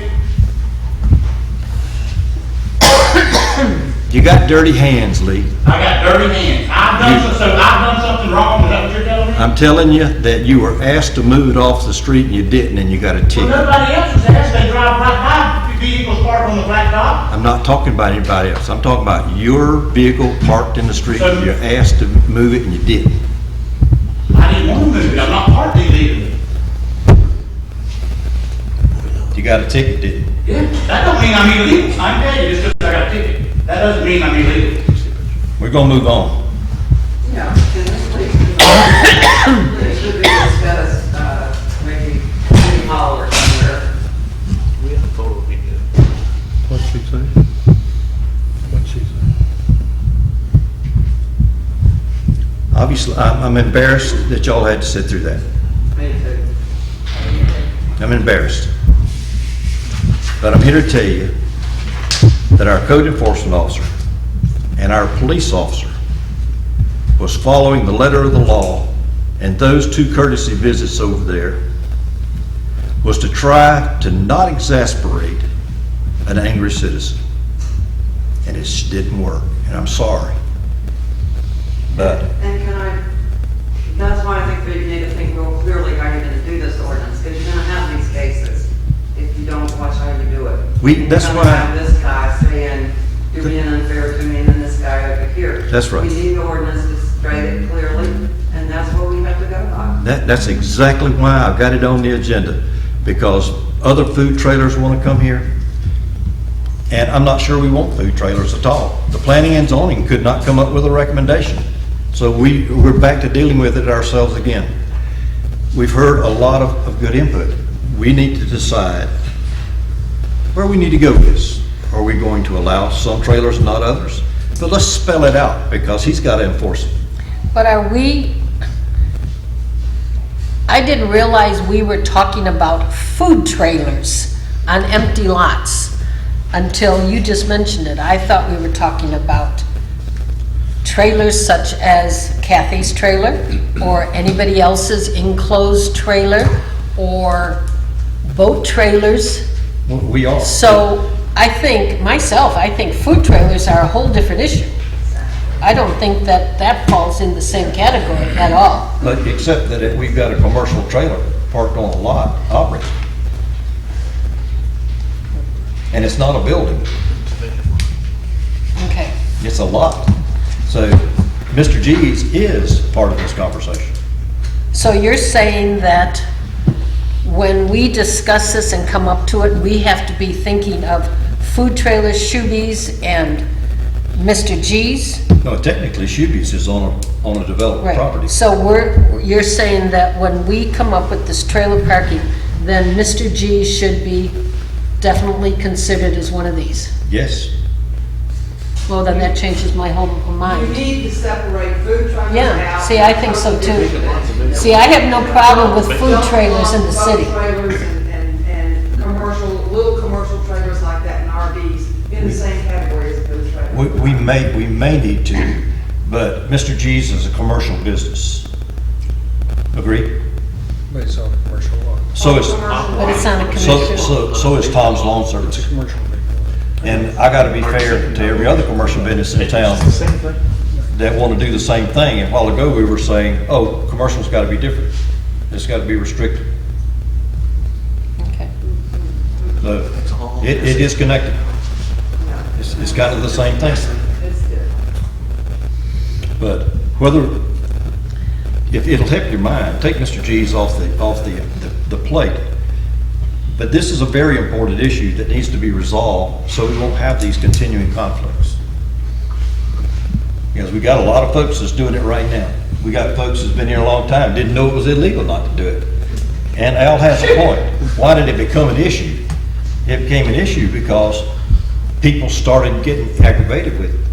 And the other thing is, we're beginning to enforce the law. And it hasn't always been enforced, and everybody sitting in this room knows that. So we either get the law right, that everybody can live with, or we change it and scratch it off. But so that's what we've been trying to do, that's what we're trying to tell Al. You know, this is not new since yesterday or last week. It's been there for, what, years? long time. And so, Did write this. so if we're going to enforce everything, which I think we should, if it's on the books, it should be enforced. But if it's on the books right now, and a lot of people don't like it, and we don't like it, and I don't like it, it's time to change it. And it doesn't, just because it's on the books, on the LDR now, doesn't mean that it can't be changed. And let's try to change it so everybody can understand it when they read it. And then at the best, at the very best, you're still gonna have problems. I don't care how you write it. You know that. Somebody's gonna pick you apart sooner or later on everything. But the simplest we can make it, so that I'd like to have this so that I can watch Bill O'Reilly and read this and know what it meant. And right now, you can't do that. Let me ask a question. Does anybody agree or disagree that if you own the lot, that you should be able to put your stuff on your lot, Is that commercial or just? period? No. I agree if you own the residential lot, you can put residential stuff like your personal boat trailer. I personally don't want to see commercial signs all through my residential section because it's bad enough because we got so many boats and RVs in there. So residential needs to stay residential, commercial needs to be on commercial. That, I don't understand the difficulty with that. I agree. I mean, we're a fishing town, and we've got limited space for boats and things like that. And I don't mind my neighbor letting me put it there, and I'll be happy to move it. I will move it. But if I owned a lot and had a boat, I think I should be able to put my boat on that lot. But then when you go like southbound, what would he do? I'm sorry, that's his business. If he needs to go rent a spot. There's no place to rent. You're not gonna want me though, I've got a bobcat and a big trailer. You're not gonna want me to come park at my front yard, are you? Cause I'm usually leaving it over at Weewalk. You want me to come park it right in my front yard? Well, we want to take some more trailers. Yeah, They might be what good. You know, or St. Joe will too. there's a realistic answer to this. There's a trailer storage area 4 miles up the road right here. That's what I'm saying. There's another one right there, 8 miles down the Why can't these road. people go, like, if Southbound needs a place to park, why can't you go rent a place? That's part of your business expenses. That's exactly right. Thank you very much for saying that.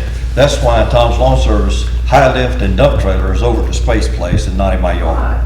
Beside Miss Bailey would not allow that. So That's more important. that's a good gauge. So you're saying a commercial, unit shouldn't It's part of park, your business to go rent you a place to put it. You don't put it in a residential area. you mean if I'm Wallace's Electric Service and I pull my van in my driveway? That's okay. That's part of his business to find a place to park it. But So that's- he's saying it's not okay. Well, if you drive that, if that's what you drive, I used to have a swimming pool company, and that's the only vehicle I had, and I parked it in Not my only just house. because it's got a sign on it, and like it's not your work. We're talking non-typical vehicles. Yeah. No, that's your work truck. I mean, not. What's a non-typical I'm talking vehicle? parking your behind work it. trailers. Well, and you your- just said a van, though. You said a van. He said a van. You did, I agree with a trailer, but if he's got a van with it on there, and that's what he drives. I don't mean nothing like See, that. non-typical- Like your equipment That's, and your. yeah, well, that's different than that. If it's the van that you drive every day back and forth to work, that's your work vehicle. It's like my car. That's not the problem. The problem is Trailers. the extra vans and trailers and other things that have the commercial signs on them. And that humongous southbound charter boat, which is a big boat. Yeah, let's talk about my stuff. That way we won't get other folks riled up. He I needs have to put a it- high lift and a dump trailer. Those are non-typical vehicles, but they're certainly commercial vehicles. Right, And they're not used for anything but commercial work. that's right. And do they need to be in anybody's yard? I don't think so either. No, I don't think so exactly. either. But if you had a truck, if your truck said Tom's Lawn Care, and that's what you drove back and forth to work every day, nobody's got a problem with Well, that. that's what we're calling typical. That's the typical. Right. When we get into non-typical, that's when the lawyers get involved. Taking notes there? Unless he owns Shoebies and he's got grandfathered in, he's good. So, I know. But let's talk about some of these other things though. An enclosed panel trailer, that's obviously, got a large advertising on it. I don't care what it is. And it's in a residential area. If he's going back and forth to work with it, I don't really have a problem because most people don't, most people, more especially if it's a business, they're a single business, they're not leaving that at some location. That's their transportation. If it sits there and he keeps everything there and it's a type thing that he has to use once in a while, like your lift and so forth, it doesn't belong in commercial. But it's my transportation, daily transportation, then I don't have a problem. In most cities, as long as you don't have to hook it up to your trailer, to your hitch, Yep. and haul it, like Rex said, it's a truck you drive to work every day, that's one thing. But then you've got storage trailers and everything else that you hook up to a trailer hitch. Most cities won't allow that in a residential area. Kevin, now, we're still all talking about lots, right? Well, we kind of sprinkled in. Not all of it. Yeah, we're talking about lots. We're not talking about residences because there are state laws that say what you can and can't do on your property, and you have certain homeowner rights that you can do. So what we're really still talking about is lots, undeveloped properties that could be developed into other things. That's what we're really talking about. Okay, so let's get some example verbiage then. What is okay? And that's why I asked the question a while ago. All right. If it's your lot, what's okay on your lot? I think that's, Anything that is non-advertising commercial business in a residential area. I don't think that we want commercial advertising in a residential area. Commercial advertising should be in commercial areas. so I'm giving up on plain and simple. But then again, I can be swayed. Non-advertising commercial. I can go through a Vehicles. list of problems you're gonna have. Okay. Lawn care companies, Chip Blackburn's truck. Yeah, but he uses that every day. It's not his primary vehicle to drive, he drives it for work, it's his work truck. It's- But is- I don't ever see him unless he's driving it. Well, there's that, so he's not. Isn't that his own lot? Does he have it in a separate At lot? his house, yeah. Oh, well, it's separate. It's his house. But we're That's not his house. talking about that. Okay.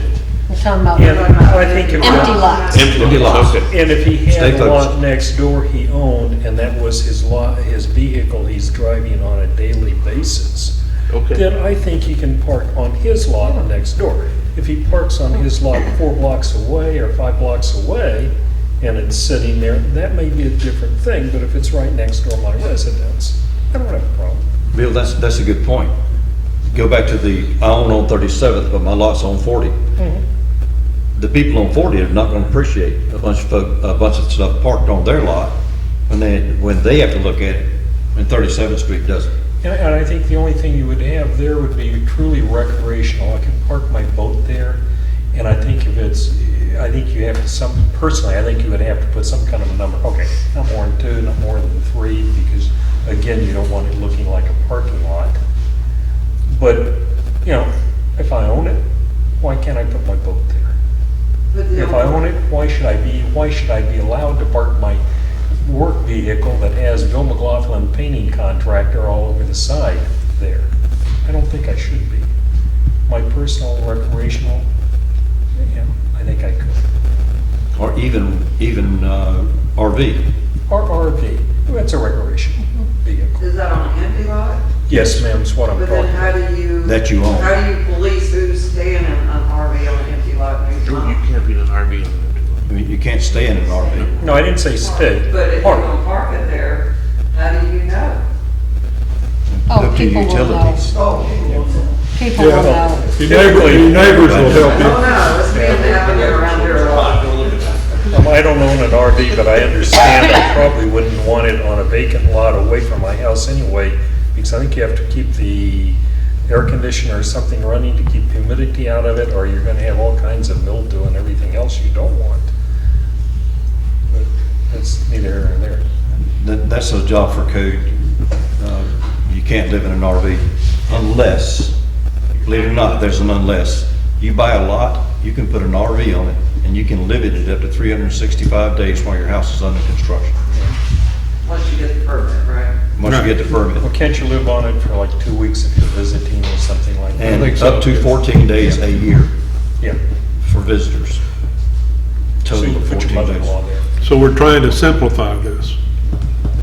Because I know behind Cup View, that empty lot, he's always had a problem with 3 or 4 RVs are parked there. That's, is there a limit? By the same token, where they just built the 2 new houses at, I think, 40th Street, that lot right there used to be 5 or 6 boat trailers with the grass grown up 4 or 5 feet. That was another thing that kept coming back to the council. Why don't you take care of this? And the answer is, which law would you like me to enforce? But should 5 trailers, 6 trailers be parked on a lot right there? No. And that's exactly the question we're still asking right now. What is the right answer? The first thing that you said was, it has to be a non-advertising, you cannot park advertising commercial vehicles on your own personal lot, In a residential in area. a residential area. Vacant personal lot. Vacant residential lot. But you can in commercial. I don't see why It's not. commercial, it's commercial. If it's Yeah. yours. Yeah, I mean, if it's Or your if, I lot. think if someone. What if somebody will let you park it If on you their have commercial lot? permission, okay. Yeah. I like It's so Bill's, commercial. I hate to be Big Brother is watching you, but but I like Bill's idea because I think that was one of the concerns with, when we gave an issue of a violation, they said, yes, they said we could park there, and when we checked with the person, they said no, but then 10 minutes later, the person called and said, yes, I said, I forgot. So I don't like the Big Brother, but I do like the idea, it'd be easier for the police chief if they just had something in writing. Hey, I allow Rex Putnell to park his boat trailer and boat in the lot across the street. Signed, John Smith. And why couldn't you just have a limit of 1 boat per lot? Well, we could, yeah. Some people have 2 or 3 boats. I have a friend of mine that has 3 boats. First question is, why in God's name does he have 3 boats? The second question is, I didn't say he was there's not smart. a limit, so why can't he go 4 miles up the road and rent spaces for 2 boats? But is that on his own property, by his house? I think it is on his Yeah, property. so then 3 boats becomes a parking lot. that's a non-issue if it's But his own house. here we are, he's not letting anybody else use his lot to park on. It's his belongings that he's parking on his lot, that he pays taxes on. I agree. I mean, I understand. But you're not gonna run into too many situations where somebody owns 3 boats. Well, then he needs to be the exception who has to go buy, rent space. Well, One But- boat per lot's enough. But that's No, not an empty lot. not for Lisa. somebody that really wants to fish a lot. His house is on it. I have no boats, so I don't want a boat. I have no boats either, but I Yeah. have to look at them all day long on my street. Well, and I No, think I know we're talking about empty lots. that situation goes with the community. That's not an empty lot. We are still talking about empty lots? Empty lots. Okay. Because, So 3. Stop and look at the big picture again. A low-density residential lot is supposed to be for 1 house, and you can only put 6 of them on an acre. That's what we're talking, that's what the LDR is for. This is what you have in this neighborhood.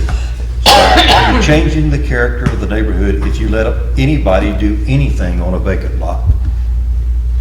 Yeah? Yeah, How far can you go? that's. How far can you go? Let's keep it real. How far can you go? Because we have 9 zoning classifications. But how far can you go on vacant lots? Because no matter what anybody says, it is an issue. It's an issue for us sitting right here, right now. What's fair and what's not.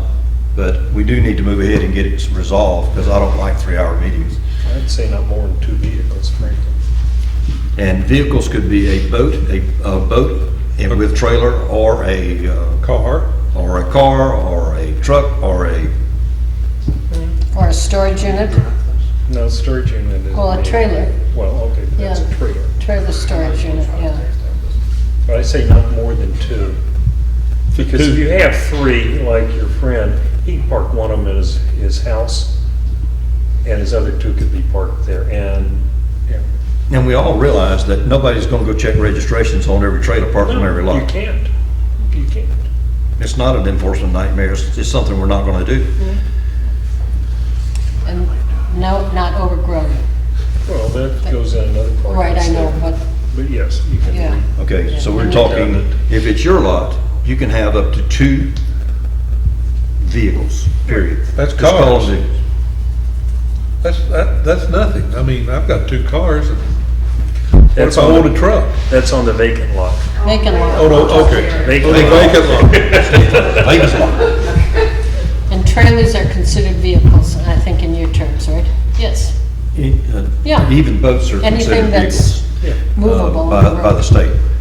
All right, what about if you don't own the lot? I still say the 2 vehicles is still max, but I think if you don't own the lot, and the lot owner is out of town, if one of those vehicles is mine, I should have some kind of documentation from that owner who lives out of town. Well, I think that would be something that would go back to the, when the police do a background check to find out who does own this. That wouldn't be necessary, because that was the situation you brought up, that it's okay, no, it's not okay, oh, it's okay again. Yeah.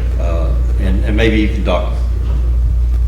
I would certainly do that if I was in jeopardy of having something too. Right, or in the event of an emergency, we need to know who the person is responsible and who's it. We would have a contact person. Okay, but back to the original question. What are we going to allow Rex to do? If his neighbor says he can do it, just have something in writing, You gotta sell your boat. get it over to, Deal with see, I don't have a problem with that. So you're really saying the same thing for both? Well, see, to me, if his neighbor is living there, I don't have a problem. A neighbor can easily be talked to. If the neighbor sells the house to me, then Rex needs to come to me.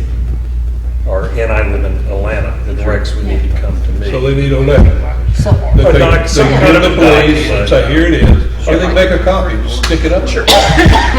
What if he doesn't live there? well, that's, so just have a If documentation. he owns it and he Then- says you can park there, Yeah. you can park there. That's what I'm saying. See, that, I don't see a problem with that. Yeah. Okay, let me confuse it then.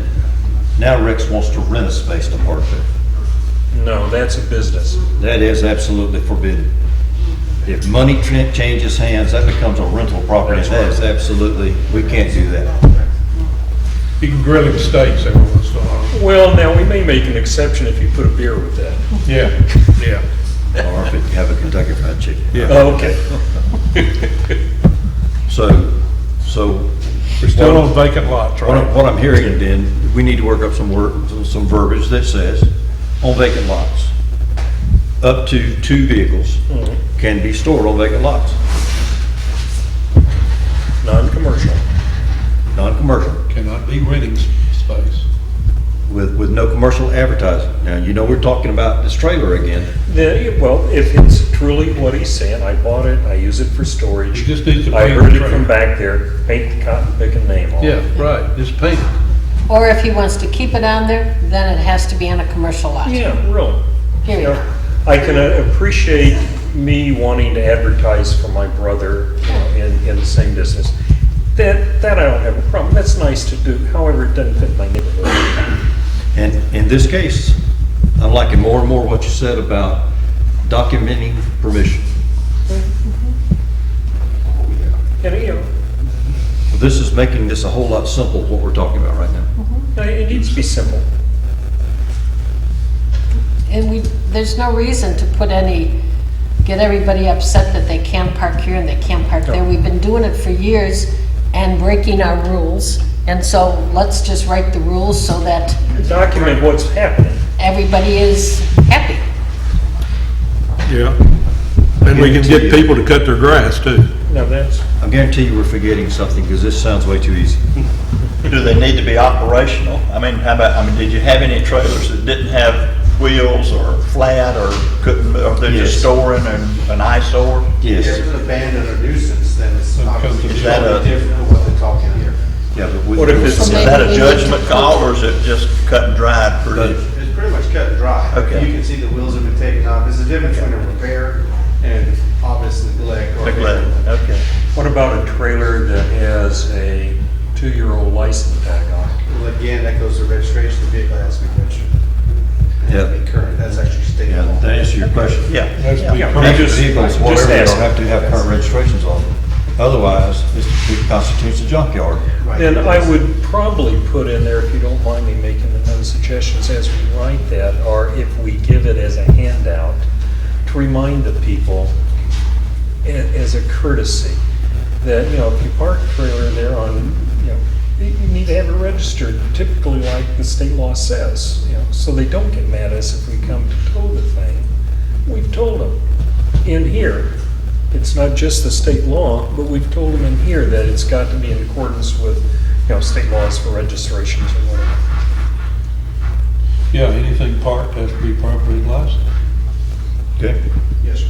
Is there any way we can put in there that they, I don't know how to word it, movable? Like you say, they're abandoned, they don't have any wheels, but if we put it in that so that it's black and white, 2 It has to vehicles, be operational. operational, Functional, operational. something like that. Operational's a good word. That covers a multitude of things. You obviously didn't see the boat I traded. Registration's good, motorway.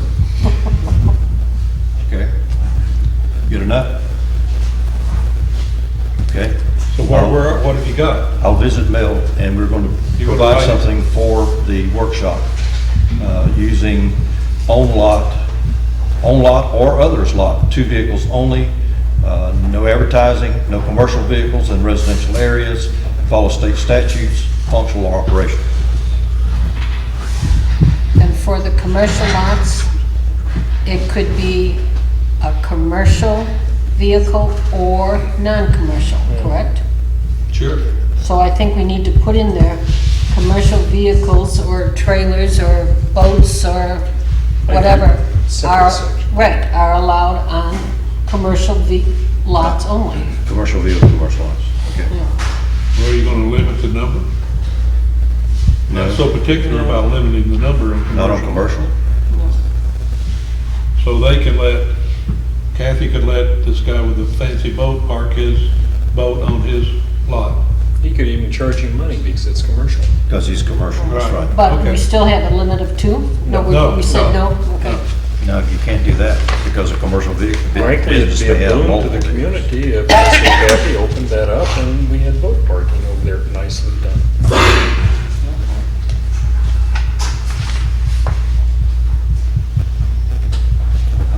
You can put anything on general commercial. You can even have a parking lot. in It can general become a commercial. nuisance. Can't become a nuisance on commercial, can it?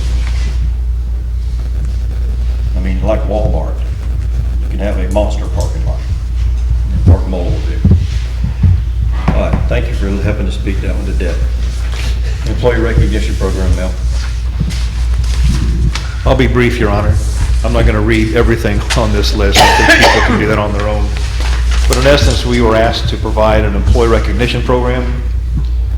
We've gone through and listed quite a few items as to what the purpose of this is, how important it is, what tools we're going to use, how we're going to go about it, our approach, how we get our strong management team together. But the bottom line, it goes back to that every quarter of the year, we will have an employee luncheon in which one employee will be designated as our employee of the quarter.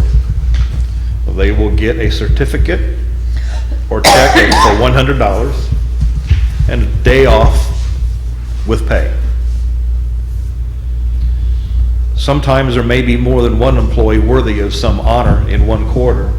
So we've created another category of honorable mention award They get the 1 day off with pay, but they do not get the $100. I'm sorry. But nonetheless, we've listed 4 different types of awards you can get. They're the Customer Service Award, the Teamwork Award, Excellent Suggestion Award, and the Exemplary Performance Award. We provided a calendar. Of course, the first couple has already passed us, but we're in the nomination period right now for a luncheon on the 14th. On the 14th, we will recognize employees who have anniversary dates, even recognize birthdays, things of that sort. And at the next city council meeting, I will announce people with the tenure that we mentioned in the employee luncheons, as well as the name of the lucky employee. But you'll probably find out about it before then anyway. But it's nice to at least recognize that during a public meeting in front of the public. It's on television for all to see. The people who are not eligible for these awards are the 4 of us sitting here. In other words, Melson Migelski cannot win this award. It's all about the employees who do the actual work in the fields. This does not need council approval. We've got money designated in the budget for these awards and luncheons, so there's nothing to do at this time. But if you have questions on how to improve the document, by all means, open to suggestions. Questions or comments? I think it's a great idea. Under miscellaneous, Adrian, I'd like you to bring up the leave issue that we talked about today. I think it's appropriate to bring that up. I got to thinking about that today. It's probably worth talking about. I wasn't very prepared, but we'll try. Currently, the city's personnel policy allows staff to sell vacation time twice a year, in the month of June and in the month of December, up to half their accrued leave, not to exceed 60 hours per year. We have a series of employees, I think there's 5, that are currently over the 200-hour cap. We don't allow you to accrue over 200 hours and roll over to the new year. I think there's another 5 that are probably close. We had discussed the possibility of changing the personnel policy to state that, say, December 1st, we cut a check to the employee for whatever's over 200 so they don't lose it. It's their earned time, so why are they losing it? Wondering what the council thinks about doing that and making that change before I draft the ordinance and bring it up or to change it. And what do they get now again? Say that again. They can get, Right now, they can sell up to 60 hours a year, okay. So no you- more than half, yeah. All right, so like those that have over 200, so we're looking at 140 extra. So- They sell, they get 60 hours. They can sell 60. Right. And you're wanting to change it to, Anything over 200 gets automatically cashed out. Is that, On the annual day that we do. December 1. leave accrual accounting. what about sick days? Sick days you do not cap. How many sick days do they get? I think it's 9 a year or so. I don't know, it's a formula, but you'll never cap out on it. There's people with 600 hours of sick time. so the 200 hours are because of overtime? No, What What's is it? vacation time? this is vacation time that They're not taking. And that they're not taking? We've got a half a dozen employees that get 120 hours a year. Even though they're selling 60, they stay at work. Yeah, I don't think it's fair to penalize employees for not taking time off. Some of them are critical, like garbage men, Yep. police officers. When we're short, they just keep on working. I have no problem. Just to give a little backstory on this, just this past summer, I said, you're one of them. just this past summer, one of our sanitation guys, one of our drivers, he's beyond capped out. I called him in my office, I talked to him, I said, you have to take the time off. You're gonna use it, or you're gonna have to, it's gonna be lost. Use it or lose it. And he simply told me, he said, well, I'll just lose it.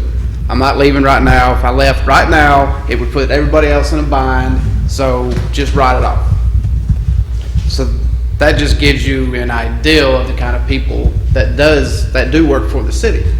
So I just wanted to give you all that story. No, this doesn't include management. Can they, and you probably said this, can they, if they need them for sick days, if they have used their allotted 6 days, can those be transferred, vacation days be transferred to sick days? No. Not transferred, but you can use transferred, vacation you could go on vacation. if you're out of sick time. So it becomes paid time off, PTO. You just go from sick So- to vacation. Yeah. When it comes to audit time, we have to record every hour of vacation because it's a city liability. It's earned time that gets cashed out to you upon leaving the city anyway. Sick time, we do not accrue on the audit until you've been here 10 years because you're not entitled to any sick time if you leave the city until after 10 years. Once you've been here 10 years, you're entitled to a fifth upon termination.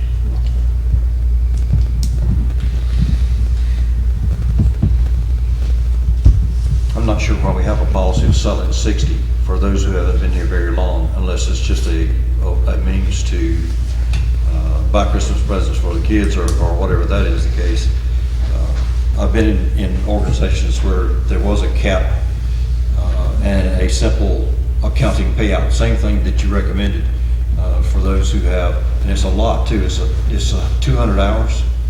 That we allow you to cap 200. Yeah, 200, so that's nearly 5 weeks. 5 years for a lower level employee, but it's only 2 years for a very, very senior employee. What do y'all think about that? I think they should be able to be paid for their vacation time. I don't know why in the world they don't take some vacation, honestly. I don't either. But we should not penalize. Draft it and bring it. Draft it, and let's look at it at the next meeting, please. And other miscellaneous, please. Your Honor, I've gotten more than you care for me to have, I'm sure. First of all, there was a request for a food truck that does snow cones from the Special Event Committee for the September Farmers Market. So just clarification, when it comes to the moratorium on food trailers, that does not apply to food trucks, or does it? It's my understanding that it doesn't apply to either one at carnivals and Yeah, festivals. temporary, Right. right. Okay, Temporary use, special purpose. all right, That right? Yeah, I think so. Okay. all right, that was the easy one. When it comes to our FERDAP grant for Parker Park, the original intent was splash pad. I think the consensus of the board over time has been we really don't want a splash pad, so the alternatives are playground equipment, shade canopies, or outdoor exercise stations for adults. Or we can do the splash pad if you want.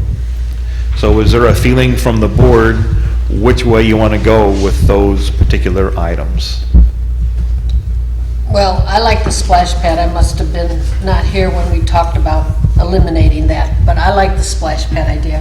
However, from talking to Dewberry, they said we could only get a 10 by 15 for $50,000, and that just blows my mind that, Expensive. yes. We'll just get a hose. Yeah, and, yeah, you know, one of the old-fashioned sprinklers. And That's ridiculous. I'm not for playground equipment. We have a park on 7th Street, we have a park here. How many more playground equipment parks do we need? Canopies, I personally am not for canopies because we don't know if and when we're going to have a pavilion. And let's see what progresses in a year or two if we can get that pavilion.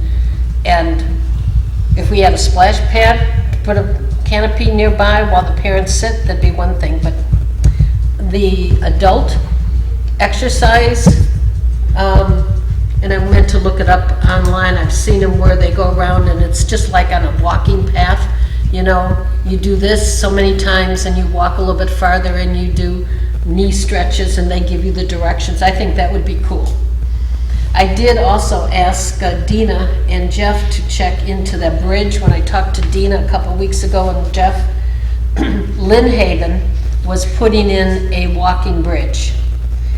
then she said it was much less than 50,000, I think you could put one in. Well, she did check for me, but it's not considered a recreation. I said, see if we can stretch it like a walking path or something, but they said it's not considered recreation, but they did say to check with Department. FDOT. Right, DOT, and so I asked Mel, would he be checking on that, or does Dewberry? Because I think we really need to look at that, because if we can get help from DOT for this walking path, walking bridge across the moat, I think that'd be great. Maybe CDC could help us. CDC is giving us a lot. I know you don't think so, but they are. Not enough. So, I like adult swings. Well, I want to, Can you bring pictures of all this stuff? Let's I've look. got a catalog. Okay. I've got 3 catalogs. I think when we move the playground equipment, getting ready for City Hall to be built, that's a good place for some adult exercise equipment, because we have so many people playing pickleball. 45 people a day out there, 3 times a week. That'd be a great spot for something like that. It wouldn't take up much room, but I still like the idea of the park. But you don't want any playground equipment at the park? I'm not interested in it. How many kids do we have around here? 3, something like that. No, We don't have, that are picked up on the school bus. we have 23? Yes, sir. I think the only time that would be used would be in season. Most of them, yes, are coming for the beach. But there would be times that visitors may want, and their children may want to use. Well, That's the only central location. I know we have other places. Well, maybe we could add that later if we find it's necessary. I'm just, I agree with you. We have a tremendous number of adult people that are doing physical exercise, walking and stuff like that. They may actually use a little circuit, it's called circuit training. Yeah, that's, We like the circuit training. so I think the consensus is clear on that. can you get in, does this, the catalog that you have, Tom, does it have the circuit training in there? Oh, yeah. Okay, Yeah. maybe we can get some pages copied, or I get can- enough books to share with everybody.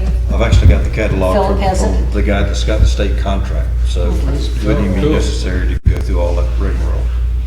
Thanks, Phil. Okay, also concerning Parker Park, we've had to issue a couple of change orders so far. Number one, in the original design, it had some trees that were left in certain places. Well, when you actually get out there and start moving dirt, sometimes it's obvious certain trees are gonna have to go because they're gonna die, or they're just simply in the way. So unfortunately, we had to spend another $4,000 to move trees. We also had to move a water line because we found out that a 1-inch water line was moving right through someone's property, on their private property. We needed a, Let me take that one. as you wish.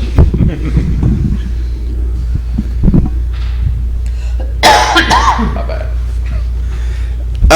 What we found out, which Mel's right, that's exactly what I told him, but what I found out later on and did not relate to Mel, which is my fault, is that the line is coming off an old cast iron line, which we're taking offline. So that's the purpose of the second change order. Instead of going to that, in the old system, we did a change order hooking into the new system that we just put in. Sorry about that. It's okay, I'll slap you later. But the one we need a little direction on, however, recall that when we had the first meeting with some residents adjacent to the park on 26th Street, there was some hesitance on their part of allowing the circular traffic pattern on a consistent basis. So the only way we'll use that north runaround road, whatever you want to call it, is only during special events. Makes perfect sense. It's not going to be available to use every day. So I think we're all on the same page on that. But in light of the fact that is going to be only used during special events, do we want to spend $2,600 to gravel that area or keep it in its current sandy state? I would say gravel it, make it look nice. How long is it gonna be before we can have a special event out there? February, March? February, hopefully, Gumbo Festival. Right, I think you've got to gravel it now. okay. I just didn't want to assume and be wrong, so that's that. We have one more item, Can I mention something about Parker Park? certainly. The fence that went up, it looks beautiful. But according to our LDR or ordinances or whatever, the nice part of the fence is supposed to be toward your neighbor. And the nice part of the fence is towards the park, which looks great. And as long as the residents or the owners of the property, because some of those are rentals, were aware that the nice part of the fence wasn't going to be facing them, I don't have a problem. Only because if we expect everybody else to follow laws, rules, we should too. Or we should address it as council that, what do you think? How do we want to do this? Because I know there's something else coming up that we don't allow, but we're thinking about it, and so we need to talk about that. So I just have a concern that the back of the non-attractive part of the fence is towards the people. Now, whether we haven't talked to them about it, or we need to put up a double fence on the other side, I would hate to go to that expense, but just my 2 cents. I just feel bad that we didn't follow our rules. And I know that it was a decision because we wanted the Parker Park to look nice. I understand that completely.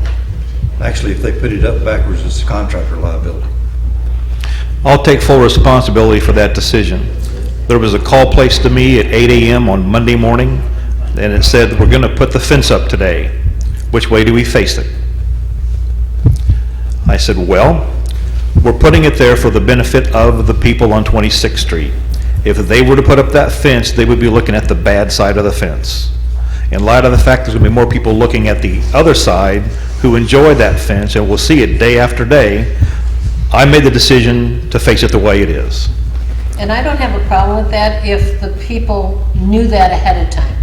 And when you talk to them before, you know, when the groundbreaking, that, you know, this is what we're gonna do, if that was mentioned, no big deal.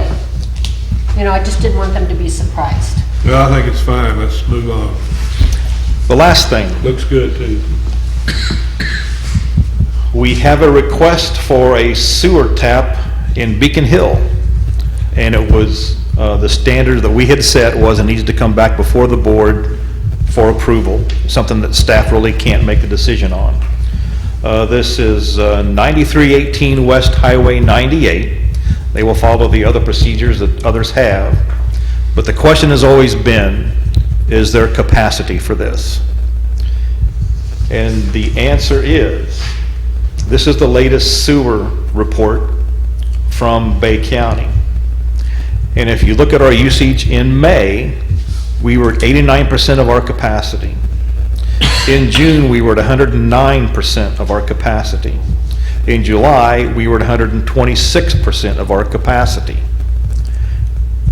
That doesn't mean our toilets won't flush when we flush the handle. The reason I say we're okay is if you look at the plant itself, when we were at 126% of our capacity, the plant was only at 68% of theirs. So getting our excrement, water, whatever over there is not a problem. Now, the next question has always been, our pipe that goes to there is only so big. So how much can we shove through there? Well, the answer is we have a 14-inch force main. We have pumps rated at 1,330 gallons per minute. If you do the math, 1,330 times 60 times 24, that's about 1.9 million gallons. Realistically, however, that doesn't make any sense, because once you start pushing that water, there's back pressure, head pressure. So we're not going to come near that type of thing. So the engineers did a study, and they determined that and when you talk engineering stuff, that's above my head. So when they say there's a factor, things of that sort, I'm taking their word for it. I'm not going to question it. But the bottom line is that 1,330 gallons per minute gets down to where the average daily flow should be 416 gallons per minute. That's about 598,000 gallons a day.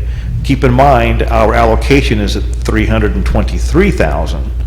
So we have the capability with our current lines to be just fine, over a couple $100,000 extra. So in my opinion, do we have the capacity? Yes, we do.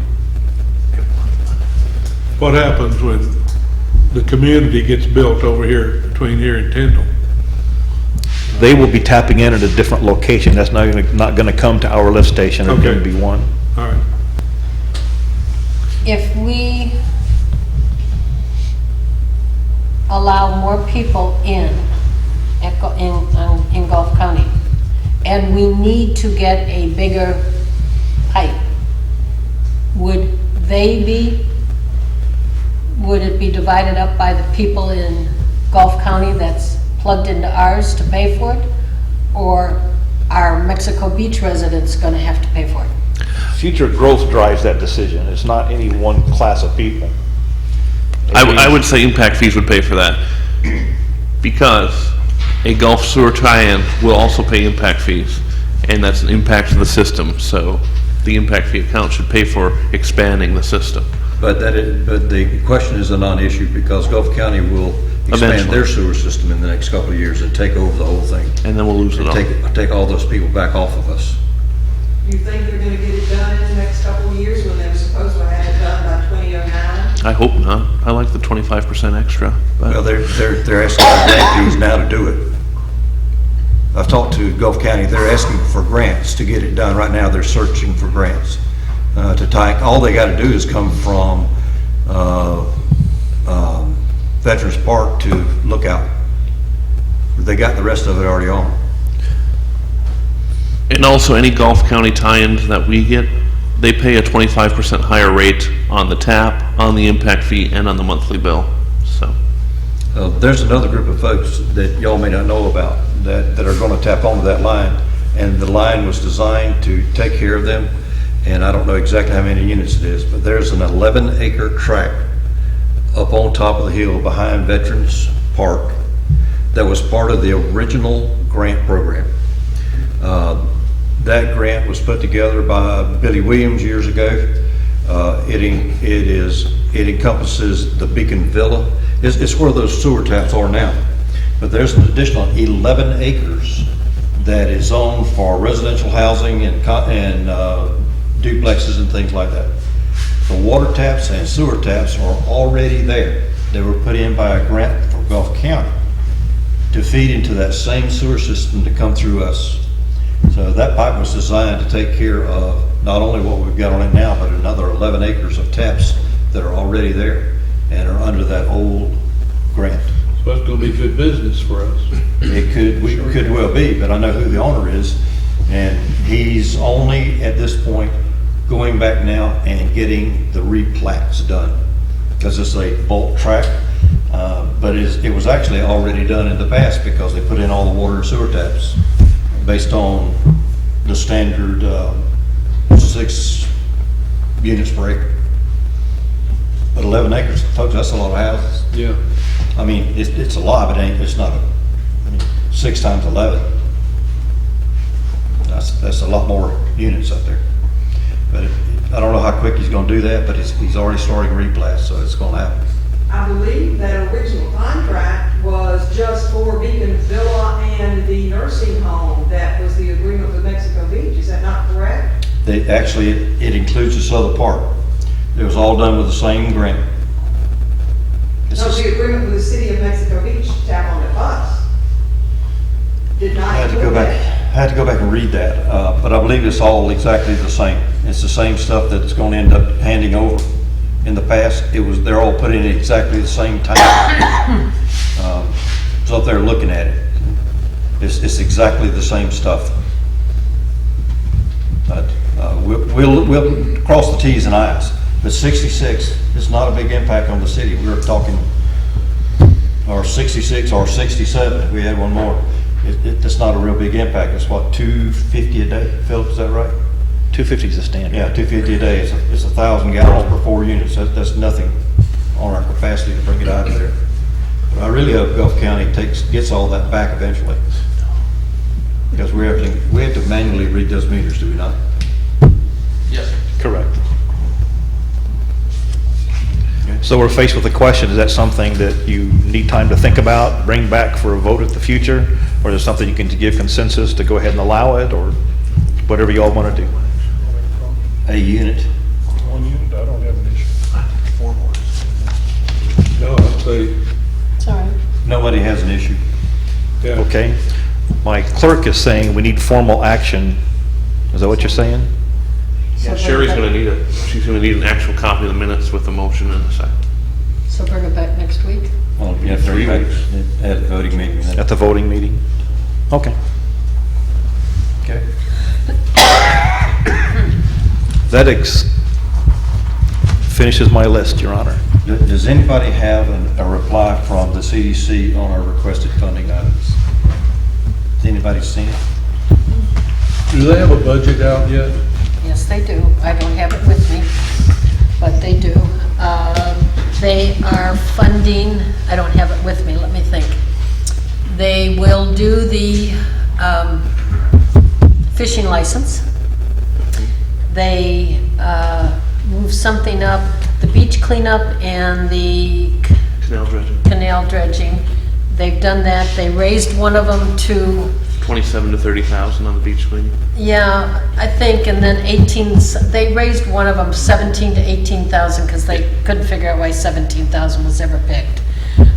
Everything else, they didn't say absolutely no to, but they're not going to do anything until November, December, when they should know from Bay County how much they should be getting in February. So they didn't say no. It's all on hold, the rest of it.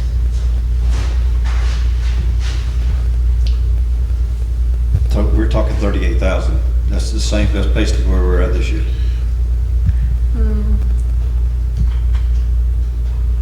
I didn't bring it with me. We are talking the 500 and 150 for the fishing license. A change of 17,000 for the beach cleaning to 18. I think it was 18. And then that's it. 30,000 for dredge maintenance. So $1,000 increase plus the 501. $1,000 more than last year. I really hope that we can get the digital sign worked out with them. I've got one guy that was just interested, and he sent us a thing, and I forwarded it to Mel, and I don't know if he's forwarded it to you guys yet, but this is just one guy, but he brought in a very high-quality picture sign, two-sided, mounted on like a granite stone base, large, 12 and a half feet wide, and nearly 6 or 7 feet tall. Right. It was a very big sign. We don't necessarily even need one that big, but it actually showed like a picture of a downtown beach town on the sign, and it said "Welcome to Mexico Beach" on the sign or something. It was more than I thought, and the price was $54. We've been looking on the internet, and we saw everything from $40 to $100, and this was $54. So and that's more than I ever thought. This was picture quality, not spotty, which would be a very good thing. And for those of you who didn't know too, we looked this up. We don't have to give ourselves a variance. Government can put up a digital sign. We don't have to change our sign orders. Government can have a digital sign. Anything else? I've got 3, but they're quick. Okay. One thing that the CDC has done, and that's not part of our request, they have ordered new signs for Under the Palm Park, for Sunset Park, and for Pier. And they are very nice looking. I don't know when they'll be here, but then the city will have to put them up. But just to think about it, when we finish Municipal Park or City Hall, maybe we can use the same type of sign so that we have coordination throughout the city. Also, I would love to see a new sign where the fire department and the police department are on 98. That sign needs to be redone, as well as the sign on 98 on 20th Street where it says Municipal Park, whatever when we get to the signs, I'd just like you to think that maybe we should have the same type that CDC has had, so it looks nice throughout the city. All right, I'll be quick. I've been asked about the reimbursement from Bay County on Parker Park. We are going to hit 100,000 tomorrow, and I'll be submitting our request to be reimbursed that 100,000 to the county. Next Tuesday is primary election. This building will be closed Monday, Tuesday, and Wednesday. They set up Monday, they tear down Wednesday, and the election's all day Tuesday. And then just a reminder that the first public hearing is the 12th at 6 p.m. You should have gotten your trim notices in the mail for all the tax notices, and it should be on there as well. Thank you very much for bringing up the election, where I can't politic from the table. Commission seat 1 is up for election and re-election. That is our district. So y'all please turn out to vote for our county commissioner as well as other municipal officers. Motion to adjourn. So moved. Second. We didn't make that 4-minute record. For the election. Should make what? We really needed to resolve that business about parking. Well, maybe you do.